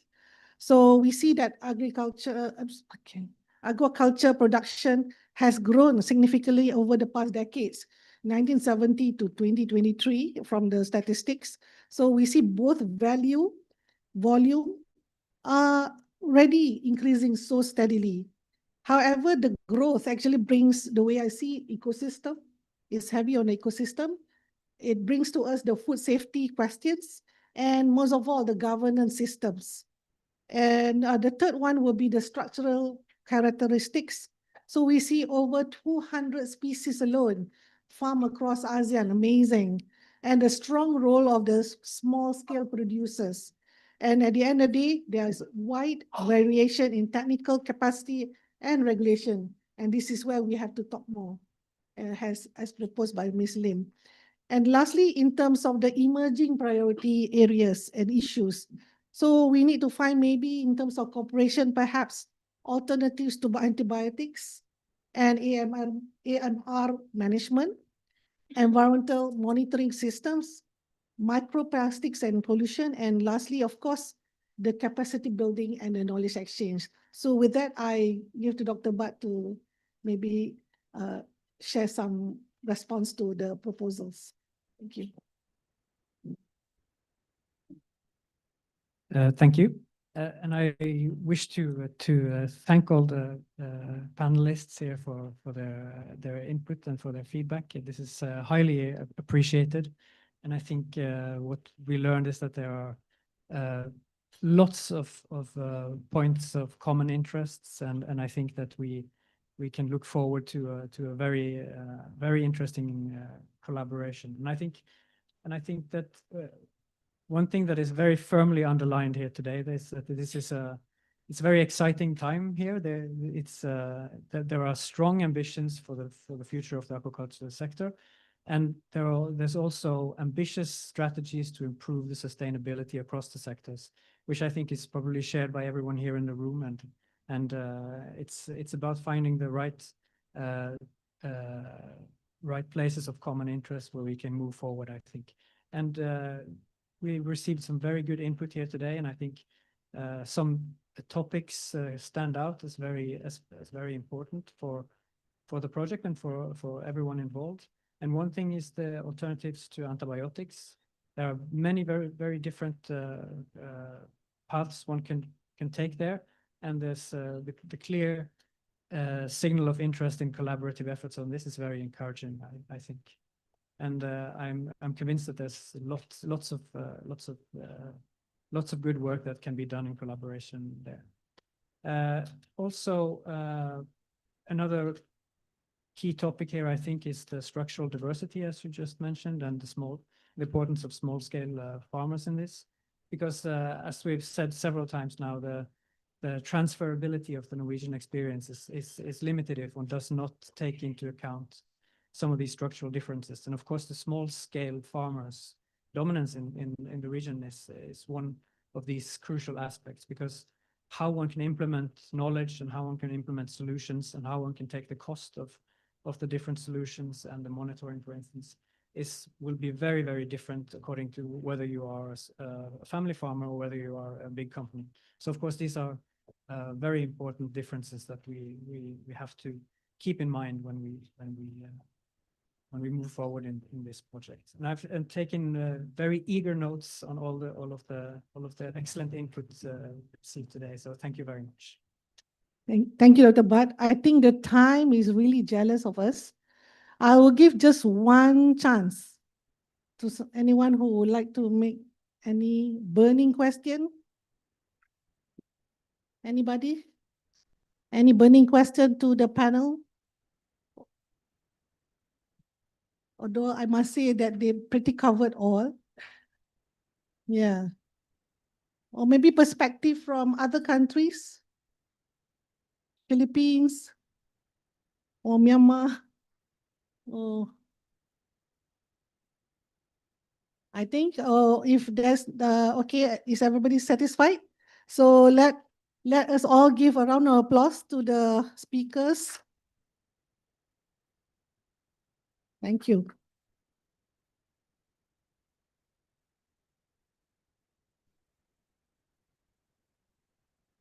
Thank you very much, Dr. Intan. May I kindly invite Dr. Intan and all speakers to remain here on stage? Maybe here, yeah, for group photo.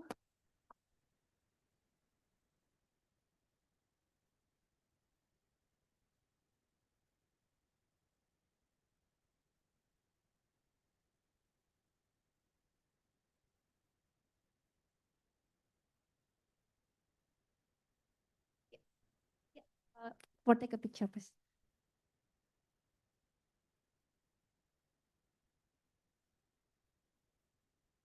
Okay, ready? 1, 2, 3.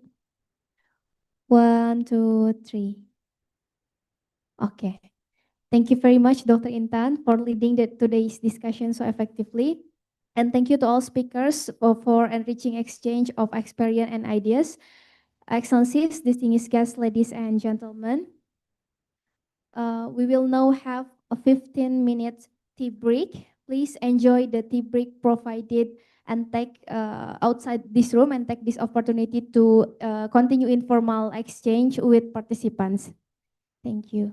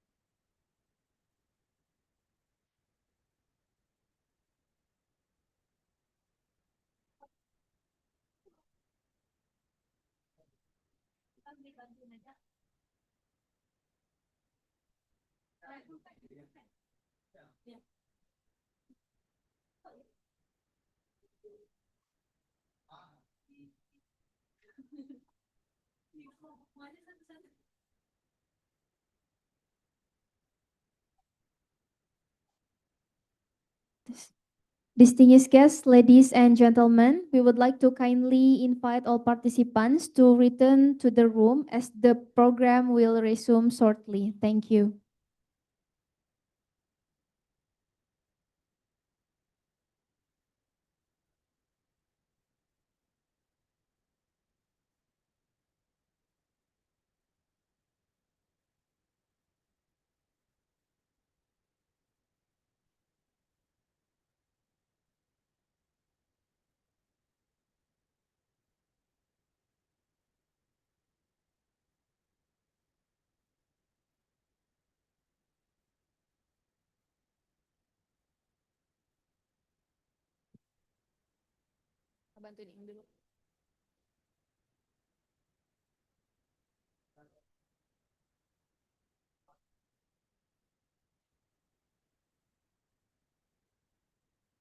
Distinguished guests, ladies and gentlemen, we would like to kindly invite all participants to return to the room as the program will resume shortly. Thank you.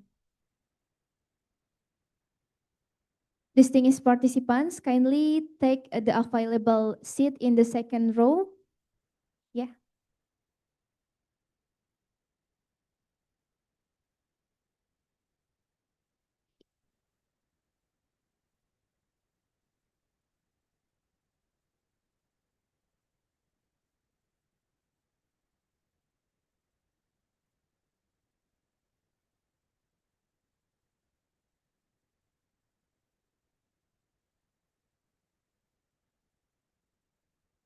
Distinguished participants, there are still some available seats in the second row. Kindly take the available seat on the second row. Thank you. Excellencies, distinguished guests, ladies and gentlemen, welcome back, and I hope you had a refreshing break. We shall now continue with the session 3, covering knowledge gaps in sustainable aquaculture in the ASEAN region. This session will focus on building the capacity of ASEAN stakeholders through the project and in synergy with other actors and activities. To lead this session, it is my pleasure to invite Mr. Christopher Gronstad, Senior Policy Advisor and Project Manager at the Norwegian Institute for Water Research. Mr. Christopher, the floor is yours. Thank you so much, Jihan, and thank you so much to everyone who has joined us here today. We know this is a busy time It is also the World Ocean Day, so there is a lot of competing events around, both online and here. So we very much appreciate your time and that you have taken the effort to come and join us. So for the two last sessions, we have learned a lot from the national focal points in the ASEAN Working Group on Fisheries, from FAO, from CFTEC, and from other invited experts on what is the status and what are the challenges and some of the opportunities that exist in ASEAN when it comes to sustainable aquaculture. Now for this last and a little shorter session, we're going to look into what we can do. So we have some very qualified speakers to join us today as well. The first one many of you know very well from before. That is Dr. Arisman, the Executive Director of CSEAS, who is going to introduce our project so that you can see what we have planned to do as part of the project. And then we have great guidance from the ASEAN Secretariat. So we have Joseph Arbiul, the Senior Officer from the ASEAN Secretariat Division on Food, Agriculture and Forests. And then to top it off, we also have Director General Hayaru Rahayu, I'm sorry about the pronunciation, Director General of Aquaculture in Indonesia's Ministry of Fisheries and Maritime. So I'm excited to invite it up to the stage and we can kick it off.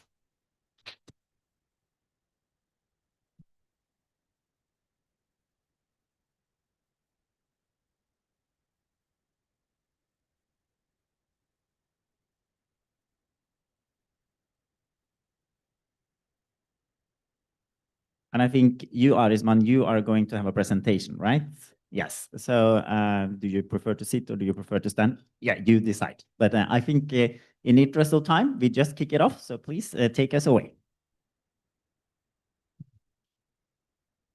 Okay, good afternoon to all of you. Thank you so much for be patient for the last session. I would like to present on behalf of CSEAS and NIVA for our project in ASEAN. The project name is called Norway ASEAN Collaboration on Development of Blue Economy in ASEAN. Next slide, please. Yeah, this is a bit background about NIVA. NIVA is Norwegian Institute for Water Research, already mentioned this morning, I think, by Dr. Torjon.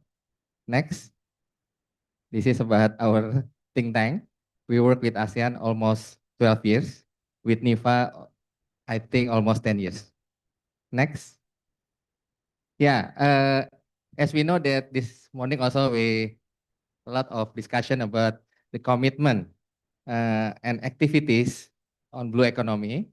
CSEAS and NIVA involve the second blue economy in Laos and the third ASEAN blue economy in Malaysia.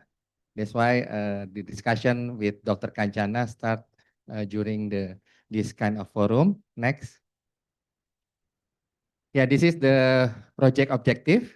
Exchange multidisciplinary knowledge for strengthening sustainable aquaculture in ASEAN. Develop in synergy in ASEAN member state strategies for the ASEAN Blue Economy Framework, building on available and relevant experience competent within ASEAN and from Norway. Next. Yeah, this is our project framework. We have three outcomes. The first is increase awareness among ASEAN member state on status gap opportunities for Norway ASEAN collaboration on sustainable aquaculture. The second one is a technical capacity and knowledge on environmental sustainability in aquaculture built among strategic important organizations, relevant companies in IMS. And the one, capacity increase among ASEAN partners to assess socio-economic effect in different near future production scenario. I don't want to read one by one. This is can be shared later. Next. Yeah, for the year one, this is the original target. We already done this dialogue with ASEAN Secretariat, relevant stakeholders. Like this workshop is as a kick-off, knowledge sharing experience also from all actors in the region. And also we already prepare a baseline study by led by Dr. Bart, already presented. Yeah, this is the year one. Next.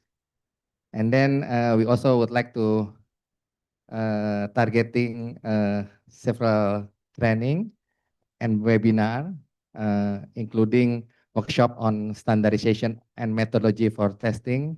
That's why we would like to collaborate with many institutions, including the university, laboratory institute, have facilities for the laboratory training. And also there's a workshop on selected prioritized chemical contaminant of concern from ASEAN aquaculture sectors. Yeah, number 3, next one. Yeah, this is the last one. We would like to have a modeling on socio-economic effect on different aquaculture production scenario, projection on pollution level from production growth scenario. Yeah, of course, survey on industry actors, and of course, the last one, policy recommendation on measures for more sustainable disease management in ASEAN aquaculture sectors. So this is, we call it a socio-economic part.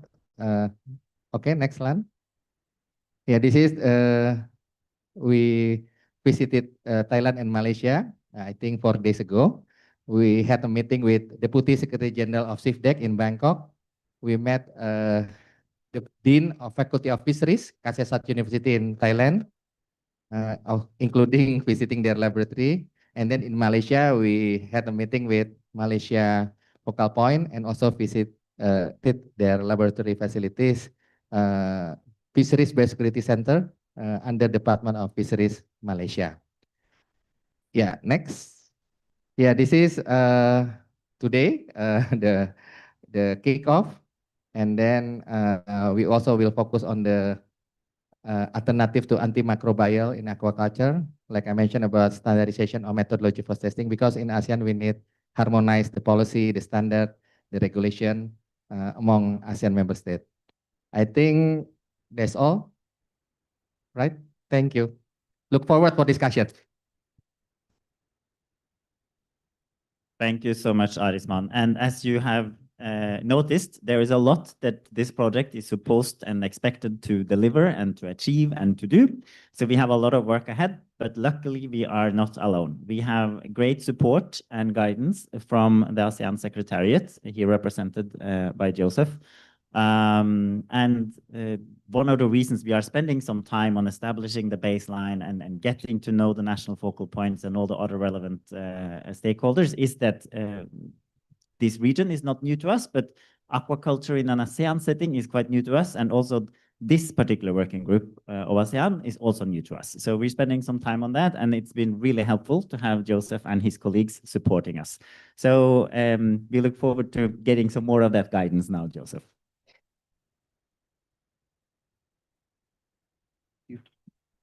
So in the second sessions, I think we heard a lot of initiatives from the ASEAN member states on sustainable aquaculture. But in today's session, I'll be sharing more of the regional initiatives that we are working on in terms of promoting sustainable aquaculture in the region. And also looking at the opportunities for regional cooperation. Next slide, please. So I will not go into the details of this graph. You have heard it during the first session, but just to highlight the importance of aquaculture in the region in terms of food security, employment, and economic development. Of course, in terms of production, so we are contributing to around 18% of the global catch. This is 2024 data, and that is equivalent to around $40 billion.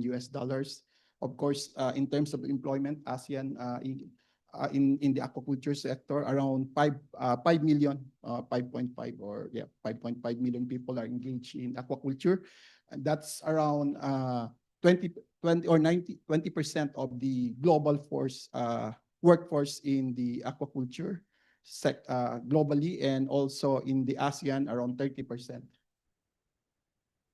Next slide, please. So for the key challenges, we also heard a lot of key challenges presented, but just to highlight some of those key issues. So we have water pollution, still an issue in terms of effluents, loss of mangroves and coastal habitats, animal health and biodiversity, so disease outbreaks. So we have heard, you heard the news, there are some outbreaks, for instance, for ASEAN CBAS. We have the scale drop diseases, scale drop disease virus, which was, I think, we heard it in the past news if you look at the past news. Then, of course, antimicrobial resistance in ASEAN. I think there's already some studies that we have already Vibrio, E. coli, and also our Streptococcus aureus as well are already resistance bacteria within the aquaculture sector. Climate change is still an issue, particularly the intrusion of salt water.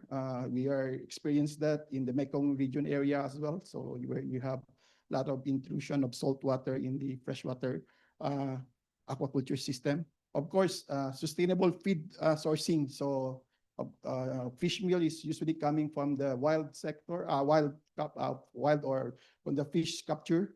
So a lot of sustainability issue given the declining catch of the wild stocks. And of course, the increasing cost of feeds, which affect the profitability of the sector. Some of the regulatory gaps, we are looking at harmonization of sustainability standards in the region, certification traceability systems, and which is also including the access to some of the technology, advanced technology in the sector. So I'll be looking at be sharing some of the key priorities, activities that we are currently implementing.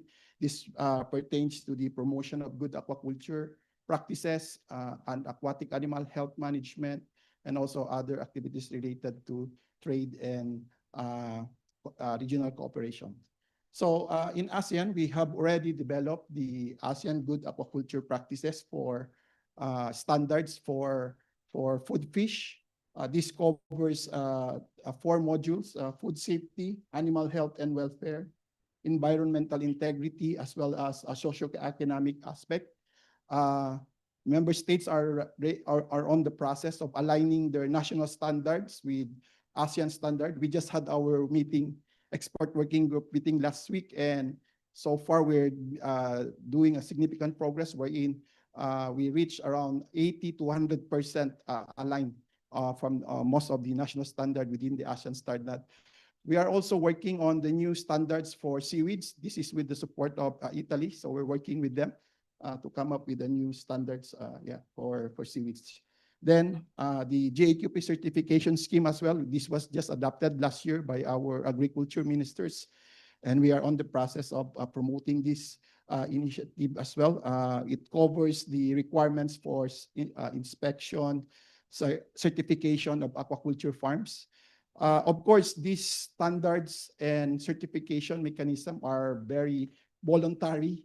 So this, it's not mandatory among member states, but what we want later on is to come up with at least more of a mandatory mechanism. So in order to do this, we are working, there's an ongoing negotiations among AMS to come up with a mutual recognition arrangement that would recognize the standards as well as the conformity assessment of all member states in order to facilitate the trade of these GAQP certified products within the region. So that's the activities that we're working.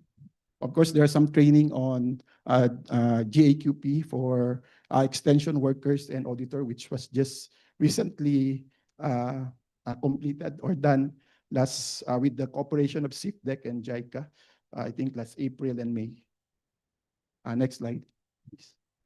In terms of addressing antimicrobial resistance, so we have already developed the guidelines on prudent use of antimicrobials. So we are promoting these initiatives. And also there are some science-based risk analysis frameworks, guidelines as well, to assess the AMR, testing technique as well for drug residues. So these are all available documents.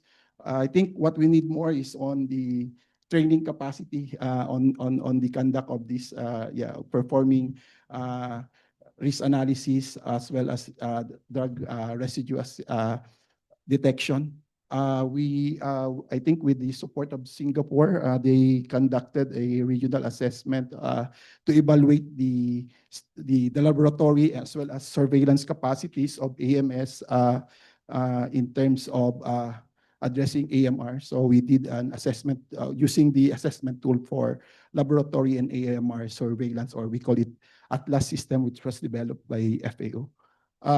There was a training conducted as well on AMR risk analysis mitigation to equip both technical and technical officer. Actually, there's an ongoing training as well being conducted today in Bangkok related to these initiatives. In addition to biological control agents as alternative to antimicrobials, we are working with the National University of Singapore and Mahidol University in Thailand and with the private sector to just looking at the conduct a study on the efficacy of phytobiologicals as a BCA, as a biological control agents for combating AMR. Next slide, please. So for aquatic animal health, of course, including trade and regional exchanges. So we have already developed the standard operating procedure for the for the live aquatic animal movement. So this is ensure that the trade of live aquatic animals would be safe and also prevents the spread of aquatic animal diseases across the region. We also developed the the regional guidelines on early warning system for aquatic animal health. So we do have a working group that look into this. We call it the ASEAN ASEAN National Focal the information for ASEAN Network for Aquatic Animal Health Centers. So they are working on these initiatives. Part of the SPS mechanism that we are working on is to come up with the electronic animal health certificate. We are working to developing this the system. This would hopefully be allow us to improve the traceability as well as facilitate the trade of aquatic, not only aquatic animals, but also cover the livestock sector as well. And of course, we do conduct regional exchanges on aquaculture. We just completed the ASEAN Bangladesh regional exchanges on the climate smart aquaculture and combating microbial resistance. There would be phase 2 for this one, I think. And then just a few months, we also we have also organized the ASEAN Mediterranean Knowledge Exchange on good aquaculture practices and sustainable fisheries under the ASEAN Italy COPMEC project. So for opportunities for regional cooperation, we are guided by the two regional frameworks that was recently adopted by our agriculture ministers, but also from the Ministry by our economic ministers as well. So we have the ASEAN Food and Forestry Sectoral Fund for 2026-2030, and also the ASEAN Blue Economy Implementation Plan. We are still working on a new plan of action, of course, with the support of GIZ. So we're coming up with a new plan of action for fishery cooperation to cover 2026 and 2030. This would be a way to implement some of the strategies identified in these two documents. But let me just highlight some of the potential areas for cooperation based on the current documents. So you have circular aquaculture system. So this is applying the principles of circular economy. This is to minimize waste, reuse resources, as well as regenerate the natural systems. Capacity building on environmental impact assessment and site suitability for assessment for the future expansion of aquaculture in the region. So it usually for aquaculture planning and development. Then feed sustainability and efficiency. So related to the sourcing of feed, as I mentioned before, alternative to looking at some of the alternative ingredients like plant-based protein, insects, for instance, and other byproducts from agriculture to be utilized as feed. Of course, we still have the, I think the project will come here, aquatic animal disease control and biosecurity. This would also include AMR stewardship initiative. So we looking at code of practices and treatment guidelines for common aquatic diseases and capacity building on diagnostic and control of aquatic animal diseases. I think there's still one more. Okay, for climate resilient aquaculture species. So looking at some of the knowledge exchange on climate smart aquaculture technologies, digital technologies as well. It's also part high in the agenda, not only in the aquaculture, but within the whole agriculture cooperation. So using automated systems for looking at farm quality, for instance, or farm management, disease detection, and also production forecasting. We are also planning to extend the GAQP standards. Most of you we always tend to focus on the food, sources of food, but a lot of, if you look at the, we call it ornamental plants, for instance, ornamental fish and ornamental plants, these are quite big in the region. So it's really generate a lot of economic contribution in the region. So you have like Singapore, Malaysia is also some of the big exporter. I think Indonesia for aquatic, ornamental, and fish. So we're also extending the development of the guidelines standard. And of course, we have, as I mentioned, we have developed the standards. We have the guidelines on certification and hopefully the accreditation system that would be based on the ISO 1701. This is just to coming up with a standards or guidelines for the accreditation bodies that would be the one who will assess or accredit both of the certification or the conformity assessment bodies. So this includes testing, inspection, of course, and also the certification bodies. Is there anything else? I think that this ends my presentation, and thank you for your listening.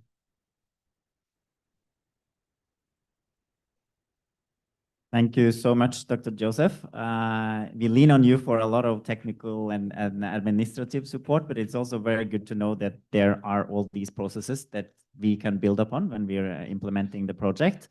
And that is one of the main takeaways from our visit over the last week, that there are important processes and actors that we need to work on to have a successful project. So we will certainly come back to you to refine our project when we're developing it further.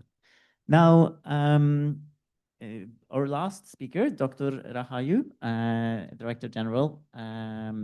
I hope that you have become a little inspired by the presentations that you've heard and the people that you have met in the room, and we look forward to your guidance.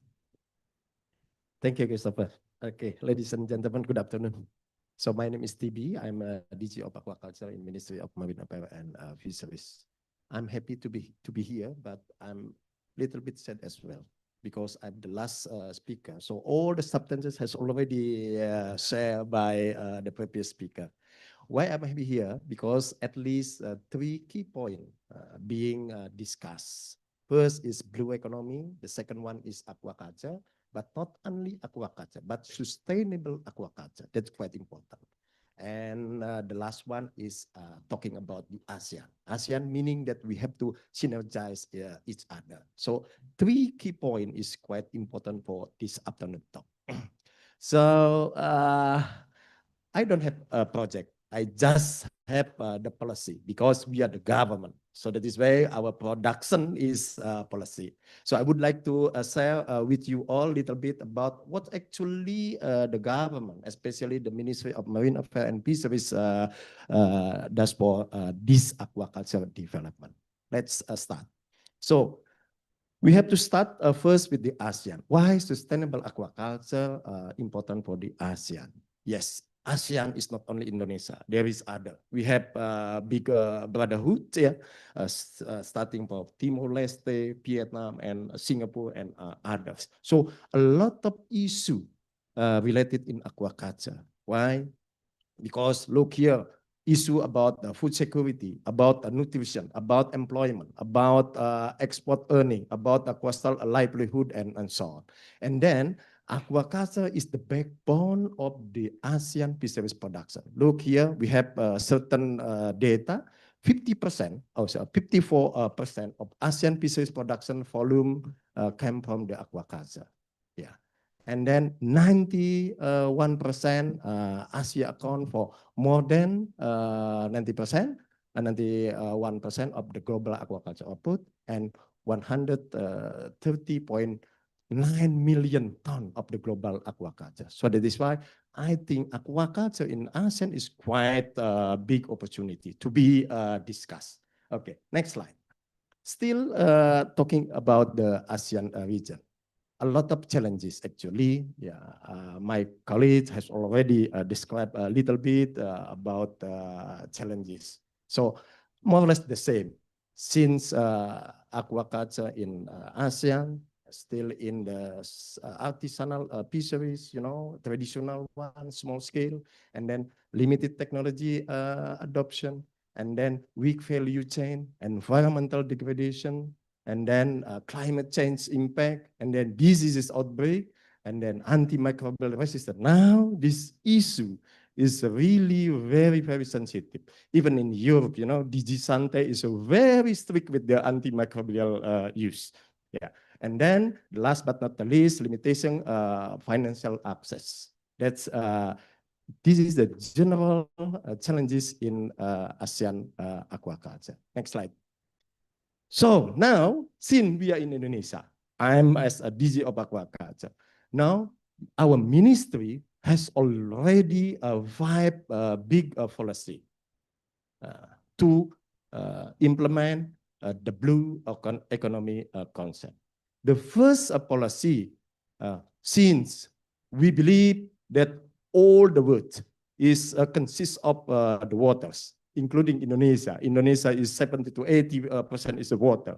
So we try that when we protect the area with the good conservation, then index of health for the ocean will be increased. Then we believe that biodiversity will be improved as well. That's key point. The second one, since the biodiversity has already improved, but we have to care not all of fish can be caught, because we have to care about the biodiversity. So that is why our second policy, quota-based sustainable fishing. And the last one, this is my talk, yeah? Why sustainable development of aquaculture is quite important. Because, you know, from time to time, the population is increased.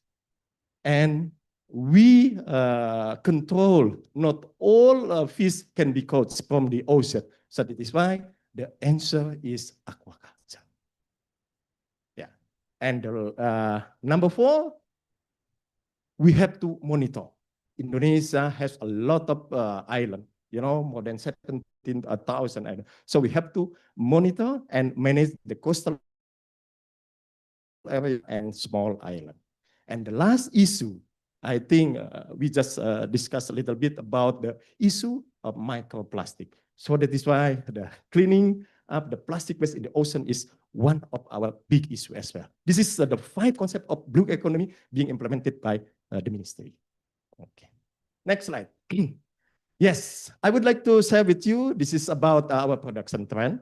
Yeah, since 2020 until 24, look here.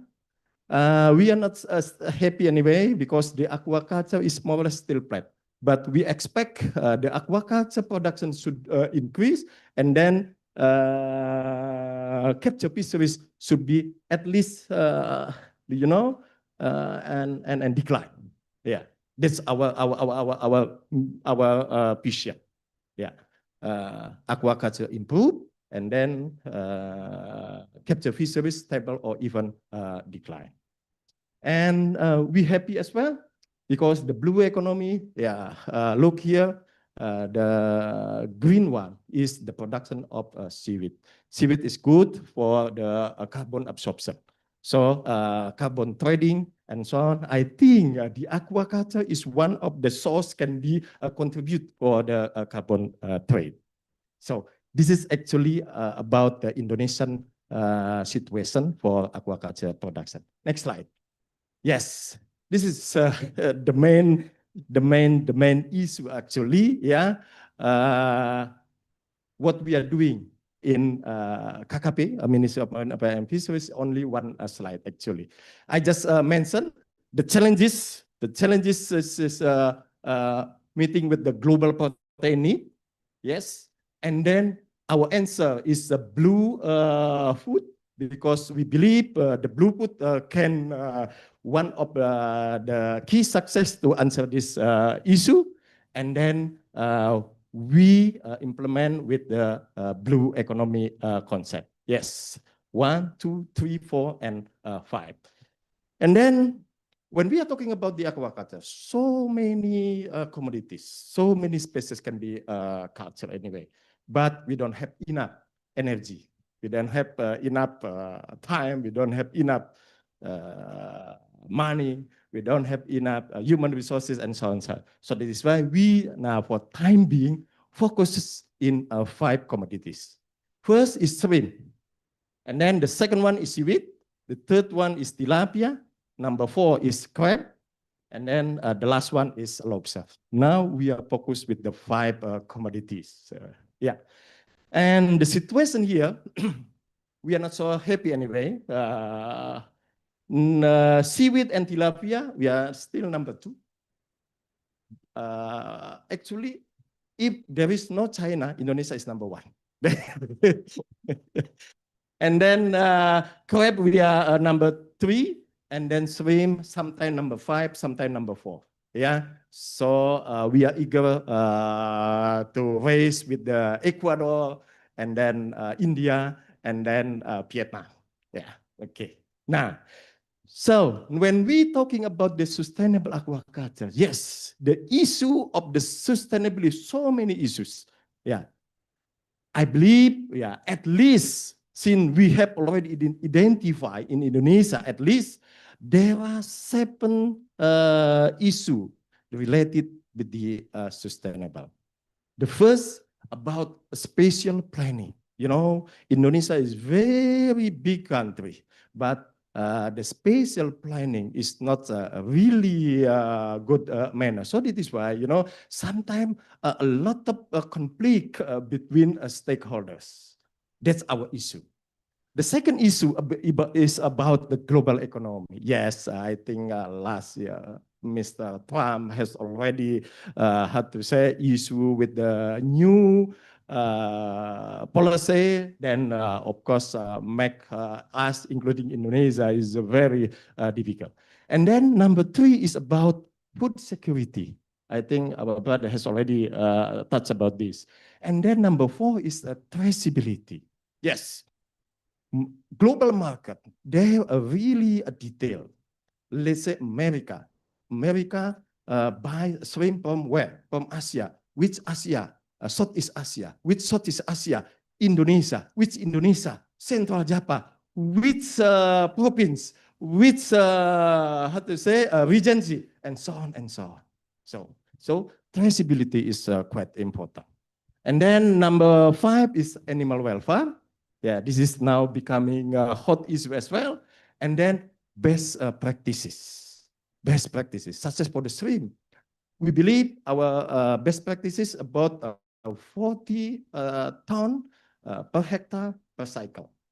We believe it.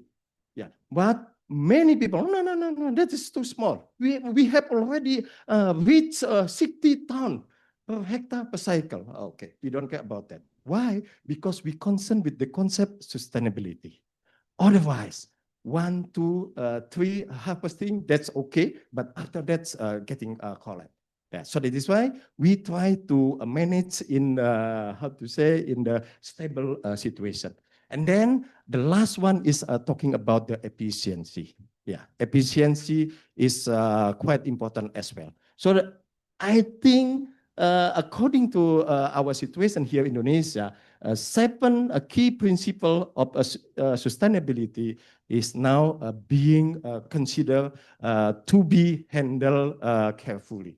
Otherwise, the aquaculture in Indonesia is not stable. Okay, and what are actually the solution? The solution for time being, we implement 3 policies.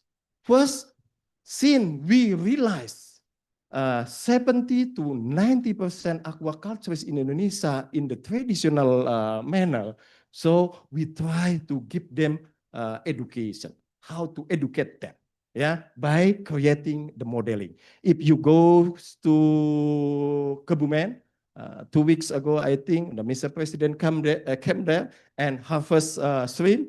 Yeah, that's a place being created by us as a modeling. Yeah, so we invite all the stakeholders can come there and learn how to culture for the shrimp. And then the second policy is about the revitalization. Yeah, I mentioned already 70% or to 90% is traditional farmer. So that is why we try to revitalize. Yeah, look, honestly, for the shrimp pond here, 70% they don't care about the environmental. They didn't prepare about wastewater treatment pond. They just take the water and then doing aquaculture and then swim it away to the sea. And after that, they will resuck again and then use again and something like that. It's look like vicious circle. So that is why the disease outbreak for sure will come soon. Yeah. This and then for the rest one, since we know we have a lot of artisanal fisheries and so on, we build and motivate them by aquaculture villages. In Bahasa, we call it Kampung Perikanan Budidaya. Yeah. So this is actually 3 strategies being adopted by us. Yeah, just to how to say motivate all the segment from the lowest level until the highest level. So at the end, hopefully, yeah, this actually our target. From the government point of view, we will have a good instrument for regulation and then increase national aquaculture and then increase welfare of fish farmer and then increase ability of the farmer to master the latest and most modern technology. Yeah, and we realize so many constraints, but at least, yeah, the first constraint is about the budgeting, second about human resources, and the last one is quite important. We need the synergy. So that is why ASEAN is a good opportunity for us, yeah, to share and talk each other. I think that's all. I just want to share with you, and the rest one we can discuss. Thank you. Thank you. Thank you so much, Director General, for sharing your knowledge and your enthusiasm. If every employee in your department has the same level of enthusiasm, I'm sure you will climb to #1 for several of those priority species very soon. And thank you also for sharing those the thinking behind the strategy and that there are things that you want to develop and for bringing that into this room, because this is an important part of our fact-finding mission to ASEAN. We are looking for those initiatives that our project can potentially support and strengthen, and that not only we, but also all the other ASEAN countries can learn from. So that is very valuable to us. Now, we don't have many minutes left,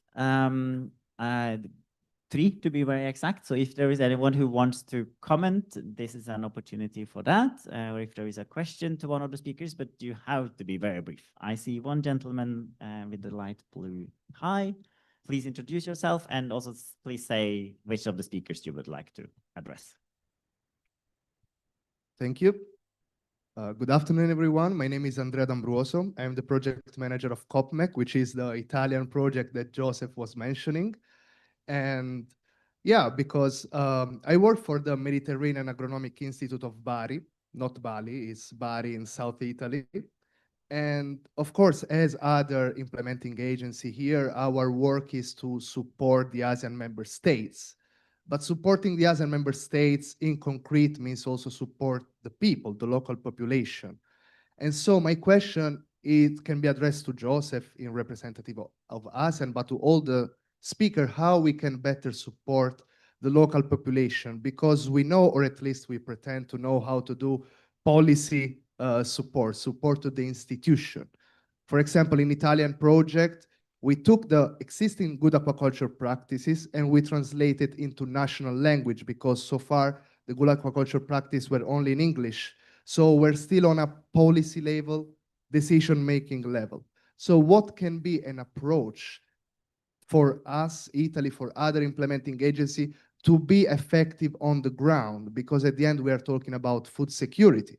We are talking about support to the local fishermen, to the aquaculture association. So our idea was the translation of the good aquaculture practice in national languages, but how we can be more effective for the population here. Thank you. Thank you very much. Joseph? Perhaps one of the challenges that we are facing currently in terms of, if you look at these aquaculture sector, most of these are coming from the small scale fisheries as well. So getting those sector certified that they are complying to the good aquaculture practice it's quite difficult as well. I think we do receive some feedback on this one. So maybe part of the initiatives maybe is to coming up with some capacity building for both covering small scale fisheries and how aquaculture and how they would be able to comply with the standards, regional standards that was set for good aquaculture practices. Of course, the initiatives of translating these standards would be a good way to start. But at the end, also getting them certified, it's another areas where we could, I think, focus our cooperation as well. Thank you so much. And thank you again for the question. I think that highlights how diverse and complex this issue actually is. Yes, please. Okay, thank you. From our perspective, I agree. Of course, capacity building is always the basic thing, yeah, for everything. But in our case, you know, your question is easy to be spoken, but difficult to be implemented. Yeah, I know that. Why? In Indonesian case, 70 to 80% is traditional aquaculture. Yeah. So we have one prescription, I would like to say. Yeah, just doing mentoring. So we have extension worker who daily, day by day with the aquacultures, with the fish farmer. Yeah, by doing this, we educate them, we guide them how to follow good aquaculture practices. Until now, we have almost 4,000 extension workers from Aceh to Papua. This number is not enough yet. We calculated actually the proper number is about 12,000 extension workers. And the second thing, you know, since the lowest level for the fish farmer, normally they will have a problem to access in the funding. So that is why, again, the government has a specific scheme, you know, just to give them financial support. Yeah. In Bahasa, we call it BLULPMUKP. It's very long abbreviation. Yeah, but the basic issue, we support them with the lowest level interest, not like the industrial scheme. Thank you. Thank you very much. And I think that, okay, one question, but then it has to be really brief, please.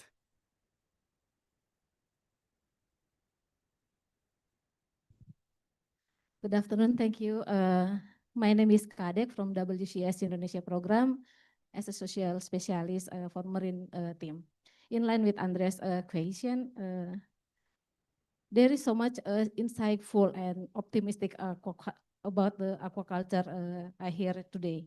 But it reminds me to ask something important thing about the local community around the aquaculture, most of Indonesian coastal.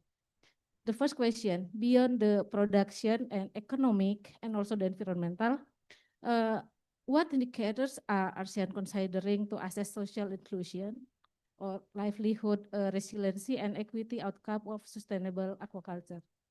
And the second one, will the project develop a common ASEAN framework for the measuring the social impact from the aquaculture? That's my question. Thank you. Thank you very much. I don't know, do you feel like starting, Risman?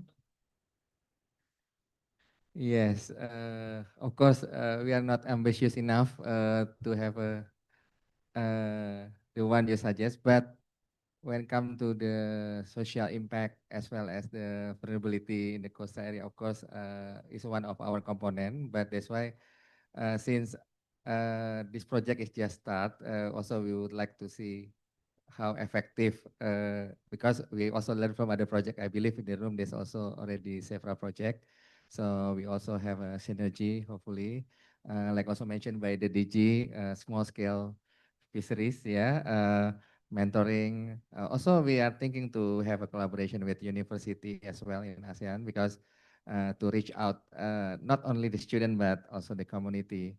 You are talking about community development, socio-economic impact, right? So yeah, I think maybe we can think about it. But to be honest, we don't decide yet. Today is a kickoff. We still have time to think. So if you have any suggestion, feel free to contact us so we can discuss further. Thank you so much. Perhaps just to add, if I already mentioned that we have developed the standards on good aquaculture practices. If you look at the standards, it does cover several components. You have food safety, animal health and welfare, and I forget the other one. Decent environmental integrity, and of course the socio-economic aspect. The guidelines from the socio-economic aspect, it does covers inclusiveness. So it covers provisions on ensuring gender equality or equity in when you establish your aquaculture farms. It does cover, it does contain provision of promoting decent work in the sector, and also addressing child labor. So I think that's where the standard itself has already some mechanism wherein the inclusiveness is taking into account those issues within the sector. In addition, we are also in the process of coming up with revising or restructuring our working group. So we have just established the ASEAN Seafood Alliance. So this is a new working group within ASEAN. We envision this to be a more inclusive, wherein private sector, other stakeholders within the small-scale fisheries, for instance, may also participate in the regular meeting of the ASEAN.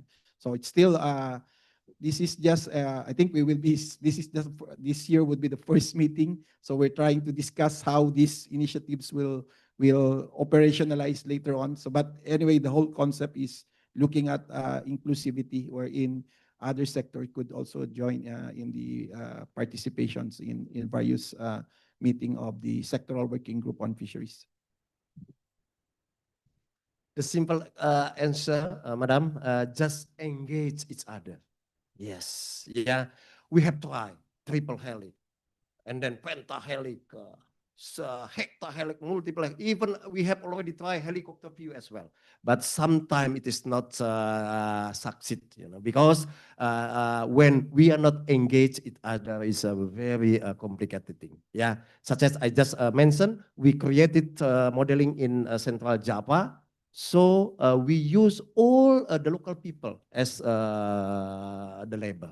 Otherwise, so many polemic, conflict, and others. So that is why doing aquaculture business not only using the logic, but with we have to use our heart. Otherwise, difficult. Thank you. And we take with us those encouraging words. There is, in the beginning of the project, we will have a lot of technical work, but there are also socioeconomic components to this project that we will introduce a little later. So I hope we will be able to address many of the concerns that have been raised here today. So thank you so much both to the panel and to the audience for all your contributions. Thank you so much.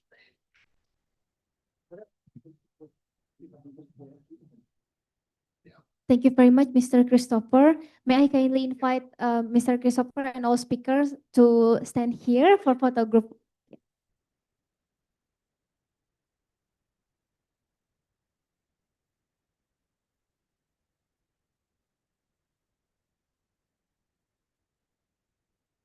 Okay. 1, 2, 3. Okay, once again, 1, 2, 3. Okay. Okay, thank you very much, Mr. Christopher, for facilitating such a productive and forward-looking discussion.